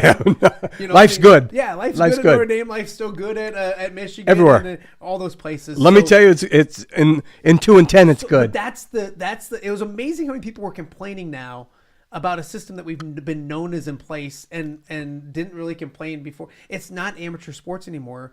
It's a professional. It's minor league precursor to the NFL. Yeah. And why not? You have the G League. You had the CBA all those years. Why not have? It truly is, and it's again the term student athlete is the lines are so blurred now. Yeah. But you took advantage of young people for so long, and now I have no complaints because I benefit from it. They got to get theirs. Yeah, I got it. I go back to this. So for some people, the most money they're going to make in their lifetime is between 18 and 22. Yep. And like if I got out of high school and I had the ability at 18 years old, and somebody told me for the next 4 years I could make the most money I possibly could in my life, you shouldn't begrudge me. You should go do it and take the most of that opportunity. So that's what they're doing. That's what it is. So since the NIL era has kind of become a thing, the Big Ten has won back-to-back national championships. Pays well. Does the new system with the NIL help? I don't want to say just the Big Ten, but am I overthinking this? Northern Hemisphere teams, because the South has a lot more to offer when it comes to weather, and now like it's maybe evens the playing field a little more. Am I overthinking it? Yeah, obviously it helps the Big Ten. Okay, but it helps the Big Ten. But it helps the Big Ten. Okay. Because the Michigan boosters, the Ohio State boosters, Illinois, Iowa are just as fervent, though we don't know, as Alabama, Auburn, Georgia, Mississippi State, etc. I again, you can see big money. I watched big money 3 Saturdays last fall, and it's in place. But again, you can find somebody just as rich as Michigan, Oklahoma State. Remember Boom Pickens? Yeah. Okay, well, Oregon. Yeah, well, you've got Nike. Yeah, and billion. I think Indiana's got Mark Cuban. Absolutely. Yeah. So. All right, so this was the end of the 12-team playoff for the first time and all that jazz. So we had 2 teams in the national championship that played 3 games. Yep. So none of those by teams made it all the way there. Your thoughts on it so far? I thought it was better, and maybe you can tweak it in ways, but it's the right way to go. Correct? Matty, have they shared the viewership yet? I didn't check ESPN.com to check the numbers from last night. Yeah. I think they have. What'd you do last night? I watched the game. So did I. But I have a vested interest because of Chuck and being a Notre Dame fan, not as fervent as Chris Lemon or the Kevin Corrigans of this world, who are Chris Sinatra's, who are wonderful people and love and can tell you everything that Irish related. But I think as a nation, we have grasped this, and now we have a true champion. Yeah. Does Notre Dame and the way they play and what they are, what I watched them yesterday and I said, like, Iowa can be that. Illinois can be that. Like, they don't have a 5-star stud quarterback. They played fantastic defense. They were awesome up front in the trenches. And I'm not saying that I was closer. Really good on the back end. Yes. I mean, like, it wasn't like watching it a few years ago when it was like, oh my gosh, Alabama and Clemson's and Georgia's just outclassed everybody. That's a blueprint that I think a lot of A lot of teams can Great follow. point. And Marcus Freeman is just, and we'll talk about some of the decisions throughout the game and stuff, but man, I Great point. came away from this year more impressed with that dude than I think anybody else. Okay. You mentioned Iowa, and you and I get crap for being pro KF, but who's the best offline other than the Skarnecki from the Patriots? Who's probably the best offensive line coach in the last 50 years? He's the head football coach at Iowa, with all due respect. Yeah. Okay. Well, where did Notre Dame excel? Up front, as you just pointed out, on both sides of the ball, but they were really good. Even with injuries, they were really good on the offensive front, and phenomenal. And what's Iowa always been known for? Linebackers and other than tight ends, linebackers and defensive backs. Yeah. Cooper DeJean being amazing as just one. So, and they've always excelled. That's how Notre Dame built it. And offensively, they run the football, and their best offensive weapon was a tight end, wasn't it? And I think their ability to run the football in 18, I think that set Notre Dame back as much as I love because of the next two drives out of gas. Yeah. They were simply out of gas after an 18 play. Who does that? Okay, so take me to that down 16, get the ball. I think it's fourth and goal from the 8-9 yard line. They kick a field goal, go to kick a field goal. I don't think it ends up being the worst decision, because if you make the easy field goal, then when if you get the ball back, then you got a chance to maybe win the game. I was surprised by it. I'm a dumb Lions fan. They go for it all the time, but I probably would have gone for it. But maybe that decision, and then maybe the worst decision was on that third and 10 or whatever, to not double the best dude in the stadium and play man coverage. Because if you don't get home, it's a touchdown. But what was it? What, 3rd and 11? It was probably 3rd and 11, 3rd and 10, something like that. So how many times prior to that had they run an A or B gap blitz? Yeah, no, every time. Yeah, come on, you don't change what you do. You have somebody you think you can run. Yes, they saw the matchup, and he can't turn to the inside. Kind of a bit of a blown coverage. He's got to run with him stride for stride, turn and run. And if you tackle him, it's only a 15-yard penalty. And it's just a first down. Will Howard all the credit of making a good throw. Phenomenal throw. Made a good throw. And Chip Kelly for seeing that they were in man because they were going to blitz. But Matt, they had blitzed 99.9% of the time in that situation. 3rd and whatever. No, not a bad. And I disagree. Not a bad decision. Again, with all due respect, hate kickers. Okay. My text threads did too yesterday. I know. College kickers especially. But again, I know how hard college kickers work. I also know that the op, which is all matters to me, was perfect. Yeah. So it wasn't the snap and it wasn't the hold. No. And seams were at 12 o'clock. Yeah. So okay. Not bad. Notre Dame, and there's Notre Dame fans watching this and listening to this. You rambled off a million of them, you big name dropper. But where are they back in the scope of college football? Because for so many years, I don't hate Notre Dame, but I think the haters of Notre Dame were kind of annoyed by them because they thought they were better than what they maybe were.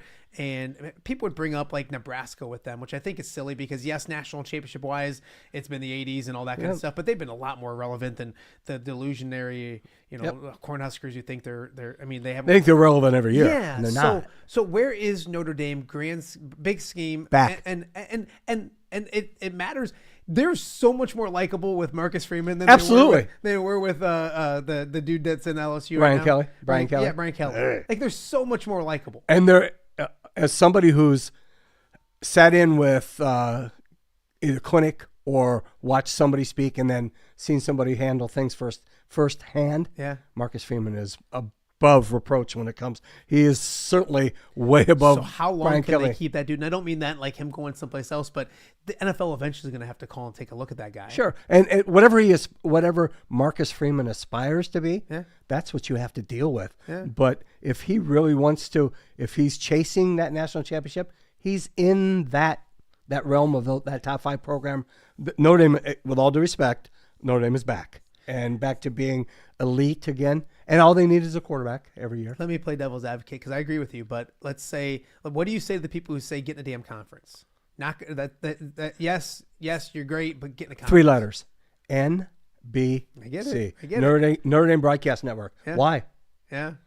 And they are in a conference and everything but football. And that's, because they don't have to be. And what people will, and they do have maybe an advantage of, and I don't know what their schedule is, but they've challenged themselves. I mean, they played Ohio State 2 years ago. Yes. And it's not like they don't play. Yes, they're going to play Army and Navy, but those are hard games. My Those God, are ranked teams. Would you rather play Army and Navy, or would you rather play Rutgers or Maryland?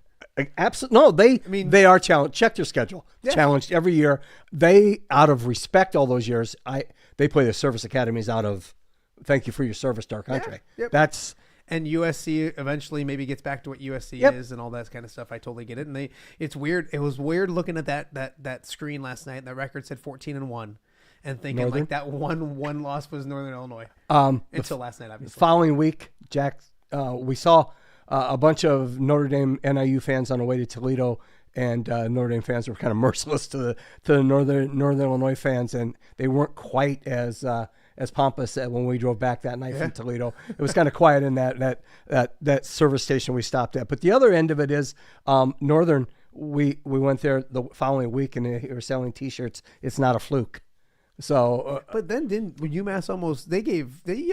Northern Northern everything they wanted. Yes. But so and I know was a fluke, they're both MAC teams, but again, you play whoever. It's college football. They're young men, and seriously, and you know this as well as anything. Anything can happen on any given Sunday. Used to be the movie, but any given Saturday, it's a coin toss. Yeah, no, Notre Dame's much more likable to me. My dad loved Notre Dame growing up. I almost liked them way more than Iowa. And I don't know. I think Marcus Freeman has a lot to do with Notre Dame being, because he's A, first-rate human being, B, personable, and the way he carries himself above reproach, and the way the program is. Yeah. Notre Dame back in college football, according to John Marks. He is Johnny Marks. A lot more to get to. I want to talk to you about the Bears and their hire and taking my boy from me, and a lot more other things to get to. You're watching Off the Air on a chilly Tuesday in the Quad Cities. So if you're off school or you're not working and all that kind of stuff, stick and stay. We'll be right back after this. Hello, Dan Pearson here of FCA. Our team is thrilled to support Off the Air with our good friend Matt Randazzo. We share the view of the power of sport when it comes to relationships, including the influence of the coach. FCA believes the coach is the most influential person in America.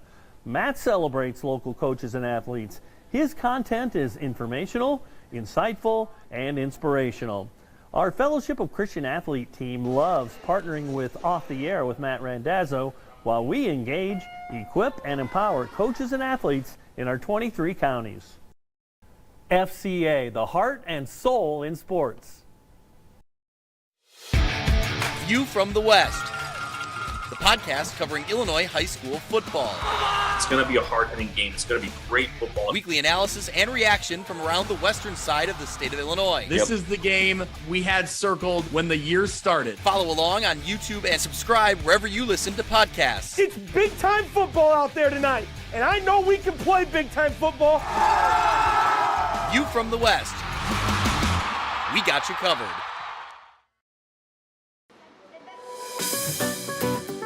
Are you looking for the Quad City's best chips and salsa? There's only one dude to turn to. Right on. Snoop. Hand-cut chips, fried fresh with that crunch you've come to love. And the most addicting salsa with delicious fresh ingredients each and every time. Pick up your chips and salsa, queso, enchiladas, and much more at the Stern Center in Rock Island. To place your order, simply call the man himself. It's Snoop at 309-314-8197 and find out for yourself what the rest of the Quad Cities already loves. Welcome back to Off the Air on a Tuesday as I plug my stuff back in so I don't echo. It's first day with a new toy. It's a work. You know what? I have not knock on anything, but like it's been good this week. The first couple weeks was MediaCom. MediaCom would send and I'm not bashing MediaCom. I do work for them, but like they would do unscheduled, like they shoot us a text and say like, hey, we're gonna work on your internet for the next 4 hours, and I'd be like, oh Lord, can you give me a heads up like more than like 5 minutes in advance? My God, because I'm kind of doing a thing up here. So we are back off the air on a Tuesday. We want to thank so far. Rob Brooks was here in the first segment, good friend of yours, voice of Iowa women. Best dude on. Kind of talked a lot about that. It was funny. I told him, I'm like, I need like 10, 15 minutes. We chatted for a half hour, and I could have kept going with him. Awesome guy. Got his perspective about the football radio side of things with Pat Anger and all those kind of things as well. So if you missed that interview, go back and check it out. Also subscribe, all those things you need to do. Also, Ron O'Brien was along. Want to stay involved with the high school scene and the MAC, and doing MediaCom games. There's a ton of talent when it comes to the girls side of things, and you have all those individual talents and really good teams. And here's Central DeWitt, 10-0, sitting atop the standings. And they have a really good player in the Lauren Walkup, yeah. Outstanding player. So Gus's sister. Great to catch up with him. He's the Don Umland of Palmer. Yeah. So he does everything. So he does nothing. Well, okay. And he's my wife's not his boss directly, but like it was nice of him to join me and all that good stuff. And then John Marx is here talking. We talked about Notre Dame. I want to get to you about the Bears. I kind of chatted about it earlier in the show because I do feel like, and yes, I have a hatred for the Bears. I don't like the Bears, but it's okay. I do have knowledge of this situation because I think I know more about Ben Johnson than most Bears fans know about Ben Johnson. But that was the guy. I mean, now it doesn't always work. I mean, sometimes there's that guy out there that you want to go get and it doesn't work for some reason, but that's the guy that was the tops of the list. In my opinion, I didn't want to see him get Vrabel, and then I didn't want to see him to get Ben Johnson. The Ben Johnson thing was more because I don't want him in Chicago and because I like him. But like they were 1A and 1B to me. Your thoughts and them getting the guy? Okay. I thought Mike McCarthy would end up getting the job just because of default. And the beauty of this is Ben Johnson made some demands. And the McCaskies, which have tightened the purse strings, that's why this is they don't pay. I'm going to jump in real quick. Somebody in our chat, and thank you for taking part in the chat. It's awesome. In fact, I'm not doing a good enough job, but everyone's talking amongst themselves. $13 million per year is what they're saying now today. I don't know if that's true. It's on the chat and all that kind of stuff. But yes, I mean, he was going to get paid a ton of money, and it's about time. The organization can afford it.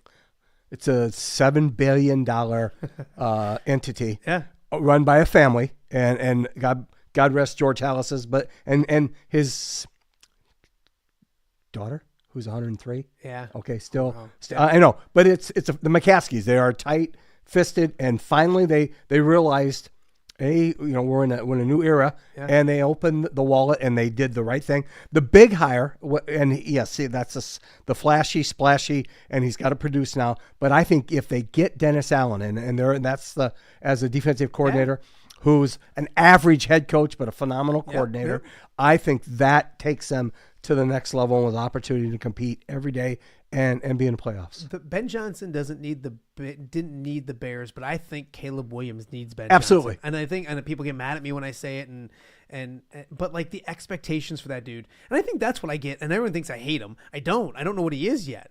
But like no one can tell me what he is yet because I haven't seen it yet. And I think the tools are there, the pieces are there. Every piece is there. But he needs somebody to bring that out of him. And like, hey, when Jared Goff got traded to the Lions, that was my next point to you. I thought it was just a bridge dude to get to, and and Goff had success, and he's the number one pick as well. But he does such good things with quarterbacks that I think my biggest thing yesterday, when it first came out yesterday, I said no more excuses. Like I know he's a rookie, so all those kind of things. I didn't mean it like I expected him. No, to but be they're great. out of those. But Johnny, they had the Nick Wrights of the world and the Danny Parkins and the talking heads on TV. Nick Wright had the Bears in the Super Bowl. And that was it was stupid. Did he not see that offensive line? And that's the thing is like for so many times. And so then it switched to the offensive line and the coaches and all that kind of stuff. And the O-line needs to be fixed too. But it can people expect, like if Bears fans expect them to come over there and sling the ball all over the place, and they will if they need to, they want to run the football Jahmyr Gibbs and David Montgomery. And I mentioned it earlier in the show. I don't know if DeAndre Swift is, and they just gave him a lot of money, but nothing's guaranteed. Ben Johnson had him in Detroit and told him to go away, and they re-upped and got Jahmyr Gibbs. So I don't know if you can get out of that contract if he wants to get out of the contract, but expect the Bears to the offensive line is a must, and they're going to add a back. They may even add like a Caleb Johnson or Cole Kmet will be involved in the offense or something like that. They want to dominate on the ground, and then everything comes off of that. Yep. And I think that's the big thing when it comes to what they can do offensively. But Caleb Williams needs Ben Johnson. He needs the chance to be able to say like, hey, Jaden Daniels got Cliff Kingsbury and good things happen. Give him a guy, see what happens. Yeah, I can't sit here as a Lions fan and say I hate it. I mean, I hate it as a Lions fan, but it's the right move. It's the correct move. Now, will it work out? Is it 100%? It never is. You never know. The things that make sense don't make sense. When the Lions hired Campbell, I wanted the Robert Saleh. And he went to the Jets, and 3 years later, he's unemployed, and everyone was making fun of Dan Campbell for biting kneecaps, and I love the man now. So you just never know how it plays off, but yes, he checks a ton of boxes, and I think the big thing, if you're a Bears fan, the frustration of, like, they're not doing it or they're not going for it. Hey, chips are in the middle.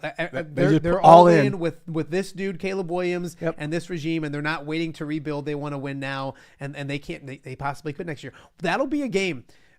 Lions-Bears will be a week 1 nationally televised game, or that Ben Johnson going back to They'll Chicago shuffle to that. Will be yes. one of those big games that everybody looks forward to. Unless there's a Sewell and a Decker in that offensive front. Yeah, and a Ragnow. Thank you. It makes a huge difference. Now, can they get to that point in through free agency and draft? 100%. Absolutely. Yep. But there's only a couple Penny Sewells running around. And I said, and like on the flip side, and people don't care about the Lions, but yes, Ben Johnson leaves, but he doesn't take that offensive line with him. He doesn't take Jahmyr Gibbs with him. He doesn't take the fastest wide receiver in the football with him. He doesn't take St. Brown and Laporta, and like everything's still there. I'm very intrigued to see what they do. Now, I did read some stuff last night into this morning. Hank Fraley is the Lions offensive line coach, and he is awesome. And will he stay? Now there's talking that he's doing a second interview in Seattle, and he's doing I think the Bears are interested. And the Bears, that's a guy, if you're an offensive line coach, my gosh, that can go be an OC, get an upgrade, and not have to call plays because Ben's calling plays. Yep. So he is remarkable. So that's a guy you got to keep in the building and all that stuff if you're Detroit. It's interesting, the special teams and how Ben Johnson builds his staff. You mentioned Dennis Allen and all that kind of stuff. It's going to be extremely intriguing, and it's in a conference or a division, Johnny, where you've got good head coaches all the way around. So I think the Bears can now sit at the big boy table with a head coach and say, as long as everything and in-game stuff is good, they can say they're just as good as everybody else. But you have to put that what you have on the field has to produce every Sunday and go from there. But there's questions everywhere. I mean, did you expect your 15-1 boys to lose? No, 15-2, but yes. Excuse me. No, I didn't. And you know what? Like, it's funny, and I don't want to go down that road, but like, yeah, you do. I wasn't like everyone. No, but everyone was like, "Are you okay?" And it's weird, I went to the bridge to check. I've grown up, and like I was more worried about not in life. When it comes to this, yeah, we know better than that. But like, I was more worried about my kids and like making sure, and like, and I did 0-16. I did 3-win seasons all the time. How's and Larry? Like, and yeah, right. And I'm just like, you know what? I'm okay with like it's not like Charlie was like, what a ruined season, what a wasted season. Oh God! And I'm like, dude, for 15 weeks this year out of 18 weeks, we give high fives and hugs and love life. I'm like, it is what it is, and I don't think that window, like it wasn't a lucky season. No, the window's not closed. It wasn't a lucky season, and everyone's like, the window closes quick in the NFL. I get that, but also like, when's the window going to close on Baltimore? When's the window going to close in Pittsburgh? When's the window going to close in Kansas City and Buffalo? Buffalo was supposed to close a few years ago, and they got rid of all their dudes. Well, and now they're one of the best teams. So, like, I think if you're an organization that does it right, and God, man, I'm saying this on if the Lions are that organization that does it right, then your window really never closes. You just got to get to the party every year or 4 to 5 years, and then eventually win some games and win it. So I don't think it's going to close anytime soon. The division's really good and all that kind of stuff. And I want Bears fans to be invested again. The Lions and Bears have been bad together. The Lions and Bears have never, I don't think in my life they've ever been good together. But don't you think the Bears fans, until the Fail Mary, were invested? Yeah. Oh, 100%. Oh my God. And then the win went out of the sails. Johnny, they're going to win the offseason for like the 5th straight year. But they have to win during the regular season. They won the offseason last year. Everybody told me they won the offseason, and it didn't. They have now. It's got to translate, which I think it will. To and there can't be 4 halves in that division. There's got to be a have-not. And so I'm wondering which team takes a step back. Is J.J. McCarthy the best fit? Or I think they do because of J.J. Is Jordan Love good? Yeah. Yes. See, I'm just still waiting to see if he's good. He's timid. Is he elite? Is he like? No, he's not. I don't think he's elite but they paid him like he was elite. Yeah, they can win with those guys because Jared Goff isn't elite, but they can. They win can with get the those ball in guys. the wing and they can run bubbles and they have a great offensive mind up front and they're really solid on the special teams and defensive side and they'll win 11 or 12 football games and everybody in Packerville will be happy. But is he elite? No. Yeah. Great quarterback, though. Get back local a little bit. Sean Taylor won game number 700. I really enjoy that guy, and he was on the How show. do you not? He was on the show yesterday, and he's great. Talk about a guy who just does it right on the court, but like does it right off the court as well. You know him, you've interviewed him, Great all guy. those kind of things. Just your thoughts on that guy winning 700 games. Well, and let's state championships at different levels. There's Tom Sigel, And the other one one. of them when it was like hard to do. Not that it's easy to do now, but one of them when there was just two classes. I'm wondering, and with all due respect to Quincy being number one in the state, I wonder what they thought of when how do you dismiss Sean Taylor as a head basketball coach? That will boggle my mind forever, which really doesn't take much with me. But I am a huge fan. He is a high character human being. Here's a guy, and you know this. He coaches a Moline. Yeah. Well, where did his kids go to school through 8th grade? To Seton. Yes. Yeah. So he gets them the foundation, and I don't care whether they go to Moline. Well, he spoke too, but like, I mean, he's always willing to help everybody, man. Yeah, and like the fact that too, like, Alleman does have a soft spot in his heart because I think he coached at a St. Teresa or whatever right off the bat and all that kind of stuff too. I tell him all the time his family is much more better. I mean, much better than he is. Much better than he is. But it's good to see, and like I was cool to like.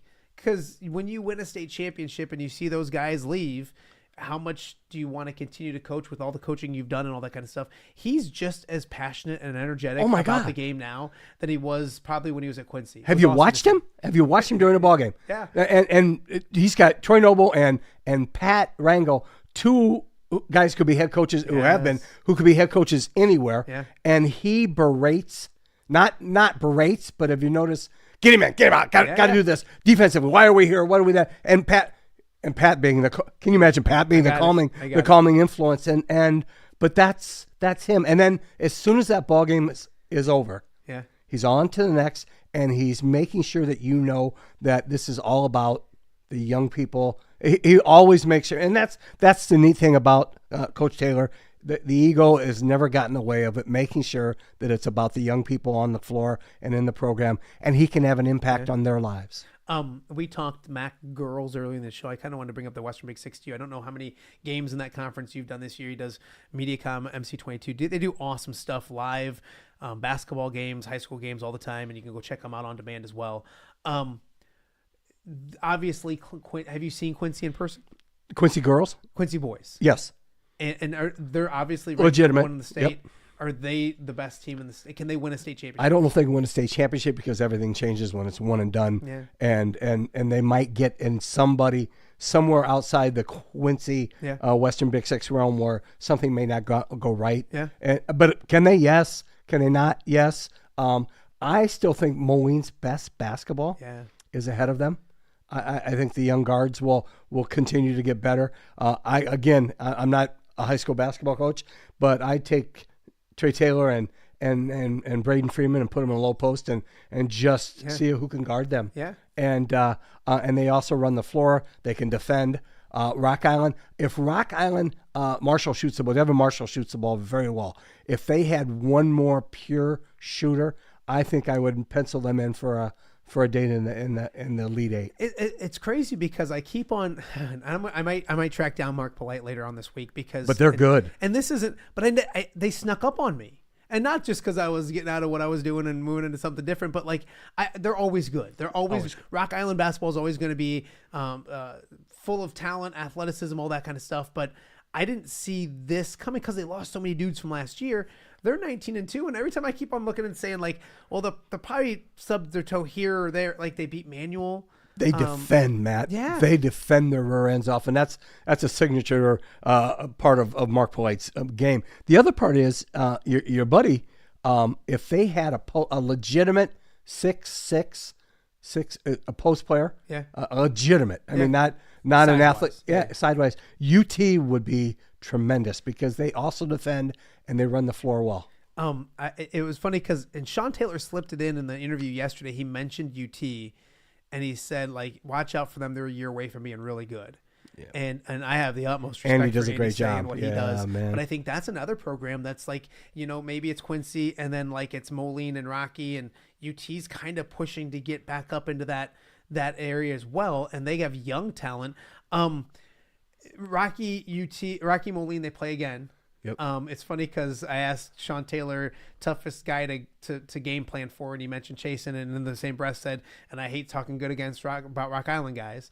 Had Brock Harding on here, and I said, hey, how much do you keep up with stuff? Because Rocky beat, and like right away he's like, we don't do that anymore. We don't. That's such a fun rivalry that might not be for the Western Big Six because Quincy might be to that point already, but like I can't wait for that rematch. Oh my goodness! One more time. Will it be? I'm trying to think where the first one was. It was at Rock Island. So it'll be at Rock Island won by 15 or 16. Which they shocked the heck out of it. I know, but they need Bengo is that guy for Rock Island who can defend and post up with the two big players that Moline has. And Rock Island, again, they press you 83 and a half feet.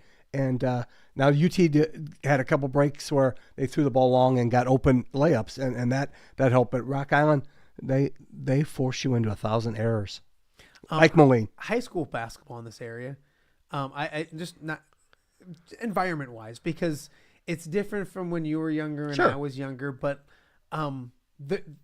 the matchups, the rivalries are still there. I know they now play Tuesdays and more Saturday games and all that kind of stuff, but there's still something about a Western Big Six gym on a Friday night, Rocky Moline, UT Rock Island, whatever it may be, that's got that vibe to it, doesn't it? Yep, and I want to.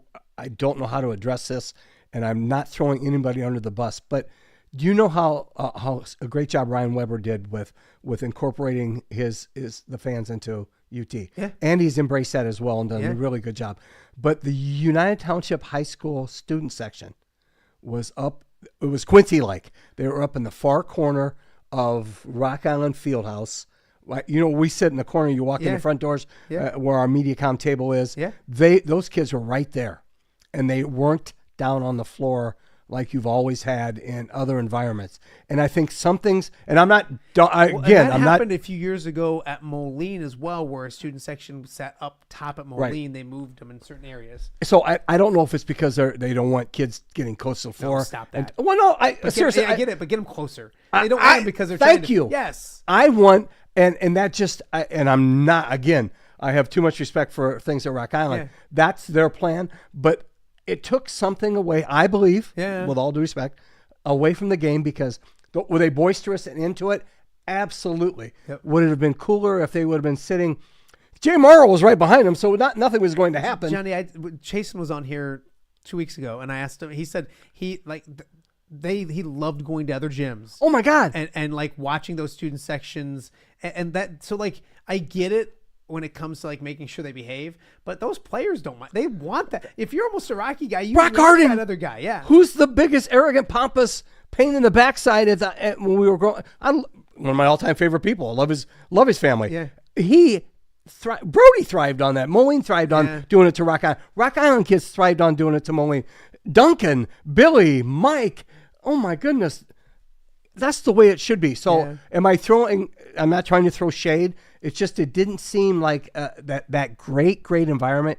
Something was missing with them being up. And I don't know why or what, and that's not for me to figure out. Yeah. But I like the pit when they're on the floor there. Yeah. That's a cool environment. I'll take it one more with you because Don Alleman and I talked about this on the show. You can watch all of these shows on the YouTube channel. But we talked about best gyms in our area. Do you have? I gave them 5. I think our 5 kind of matched. But when it comes to gyms in the area, when it comes to environments, not just gyms, but environments with the gym, all that kind of stuff. What are the 5 you want to go? Okay, it's a bit. Okay, this is going to get me in trouble. It's a tie between the Pit and Wharton Fieldhouse. Ooh. They're both on my list, but Wharton's just Wharton. I know, but Wharton is okay. But it's just. But I love the Moline High School kids from that bottom step up. Yeah. Okay. Wharton Fieldhouse. Pit, everything's down. It's the greatest gym the Pit's on my list. Greatest gym of all places. UT. Yep. Okay, I love that. DeWitt Central. which is new. Yeah, newer, and they're newer, but obviously UT, Moline, Rock Island. Yeah, Rock Island. Yeah, if Rock Island keeps those kids down on that end of the floor and them engaged, and with the band, that's very cool. I don't know if I've seen an event. Yeah, I have. I've seen a game with the new Panther Den. We can go up to Sterling. Okay. Because Musgrove Fieldhouse is awesome too. Especially if Mowing's coming to town or Rock Island's coming to town. Yeah. Everybody in town. I love that part. But with Ryan Weber, Bettendorf girls is becoming Bettendorf, and Coach Vesey's done a great job there. They're into it again. Yeah. Assumption used to be really, really good with that crew in that far corner. Yeah, they get loud. Yeah. George Marshall Gym. See, all you did was just name every single one. I know, you but politician, you. Okay, but it's a tie between the Pit and Wharton I would Fieldhouse say for the me. Pit on the Iowa side is number one. Wharton Fieldhouse is number Absolutely. one on the Illinois side, and like you get us both out of trouble. Yeah, I mean that's just honestly what it is. Just a few more minutes left with you. The Iowa basketball team plays tonight. We talked a little bit earlier. Kind of brought up Brock Harding. We played a clip from him taking ownership, responsibility, and then go back to Sean Taylor yesterday, talking about how he gave Brock the keys to the car when he was a freshman, dented it up a little bit, but Smart it kept on move. getting better. He feels like he's playing freer and that's his team. So I don't want to get into the Brock thing, but with this team, they laid an egg last week out in California, especially defensively. They have a chance to come home starting tonight against Minnesota, Friday night against Penn State, and get back on track. Yep. It's a big week for Iowa men's basketball if they want to even think about being on a bubble later on in the year. How healthy is Peyton Sandiford? That's a good question. Okay. We know he's an elite shooter. Their problems are, it's not so much with their first five defending. They fall off 6, 7, 8. Yeah, and I don't when know it comes if Fran trusts more than 6 guys anymore. And he plays 7, plays I know, 8, plays but I don't 8, think but he trusts. You know what I mean? You know the difference between playing them and trust. them? Oh no. Yeah, I think I can like put 6. anybody in the game for 3 trips up and down the floor. Yeah, it's when you trust. Yes, and then who's going to? And they don't. With all due respect, not trying to. They don't have that motivator, that one extra defender when they come to replace the 5 that they have. Yeah. To come in and make a difference. They just don't have it right now. I think Traore would be that guy. Yes, and he hasn't been yet. But I think like he trusts. Can he get there? He trusts, and I'm not talking Price defensively. I'm Sandiford just saying in general, like players wise, I think he trusts Price Sandiford coming off the bench. He wants to trust Traore, and he doesn't yet. And then after that, I don't know if he trusts anybody. I thought Kingsbury was going to be that defender, that gritty, and I'm it might still come. Yeah. Is it there? Yes. Yeah. I thought he would be that 6, 7, 8 guy, maybe, who just defends you for 94 feet. Yeah. It's interesting because these next 5 games, they have 2 at home. Then they go on the road at Ohio State, a tough place to play. Ohio State's playing better. But then they come back for 2 opportunities. I think you have to look at it as like these first 2 home games, you got to win these games. They're against teams that you need to beat. And then they don't have, if you want to improve that resume, you need to come back home after Ohio State, win, lose, or draw. Yep. And you have an opportunity against Purdue and an opportunity against Wisconsin. That place somehow needs to get rocking again. And that's the $1 million question on how you get it rocking again and all that kind of stuff. But that's when you can start. And Fran teams... And he is public enemy, I think, number 1 right now. Like, I've never gotten more text messages on Friday night. Oh, my Lord. And I get it. I'm not going to sit here and defend. Like, I understand there's an apathy with the program that, like, they got to figure out. But I think it is silly. And Bobby Metcalf talked about it yesterday. There's this Fran doesn't care anymore thing. Just because he's not red-faced and going crazy. He's not going crazy. I still think he's still as invested as ever with this program. But the other part of it is, and again, who am I to coach? The ball should never be out of number 2's hands or 4's or whatever. What's Brock's number 2? Brock's 2. Okay, should Johnny, never. You're gonna get a lot of hate for saying that. I know. Here in the Quad Cities. Go ahead. Talk yeah, I know. Wise and go he ahead. dribbles too much. Okay, well, Also, I don't think Theowall is a true point guard. No, and he brings. I think them 2 together are fantastic. Yes, I think they play off each other well. I think they both get after it defensively as well. Brock has his limitations defensively because of the size. So does Thelwell. Bottom line is, if you show up to a place that's got 2 6'5" guards, like Iowa's going to struggle because their guards are 6'1" and 6'2". So like it doesn't matter what I mean. That's just so you push the ball. Yes. So you got to get out of it or go zone or do something differently. And the 2-3 zone saved them against Indiana. Yeah. Why not play that? They play a lot better defense at home, and they should this week. It's just getting on the road and finding stops against good opponents. They've just really struggled doing. Iowa State plays tonight. Only a couple more minutes left, but Iowa State plays tonight. They're a Final Four team, aren't they? 8. Elite 8. Yes. Okay. Yeah. What do they need to be to get to that next level? A little more aggressive in the post, deny, and trust your guards to distribute the basketball a little more than what goes on. Yes, I understand the shooter. I know, but trust things in the post. College basketball, trust things in the post a little more. Yeah. We're a 3. I watched Golden State last night against the Celtics. My goodness. It was funny. Somebody put on Twitter that there were, and I think it was Roland Glenbine, a former sportscaster in the area, put that they shot just an ungodly amount of threes. They were averaging like 2 3-point attempts per minute, or 2.5 3-point attempts per minute. That's why I like the college game a little more. I know, but trust the post once in a while. Yes. So he is Johnny Marks. I thank you for coming out here. No, thanks it's for letting cold me. up here in the loft. I got to get a space heater. That's I got to okay. get a space heater. Try not having my shoes on. Ooh, I don't blame you. I don't blame you. These are new. These are free. Coming up tomorrow on the show, we're hoping to have Tom Kakern on Iowa Place tonight, so we'll have Tommy in the house and see get a breakdown of that. Also, catching up with Kevin Tippett eventually this week. Great dude. Just stepped down at North Scott after a fantastic career working on that. Logan Lee's back in the area. We're working on him and a few others. So a lot more to get to. Again, tell a friend. We're really enjoying doing these shows every single day, 2 hours a day. Tell a friend, subscribe, pass the word. And if you don't like watching ugly people like us, you can do the podcast form. I totally get that. We're up on all the podcast platforms as well. Thank you so much for watching. Stay warm. We'll talk to you guys again tomorrow right here on Off the Air.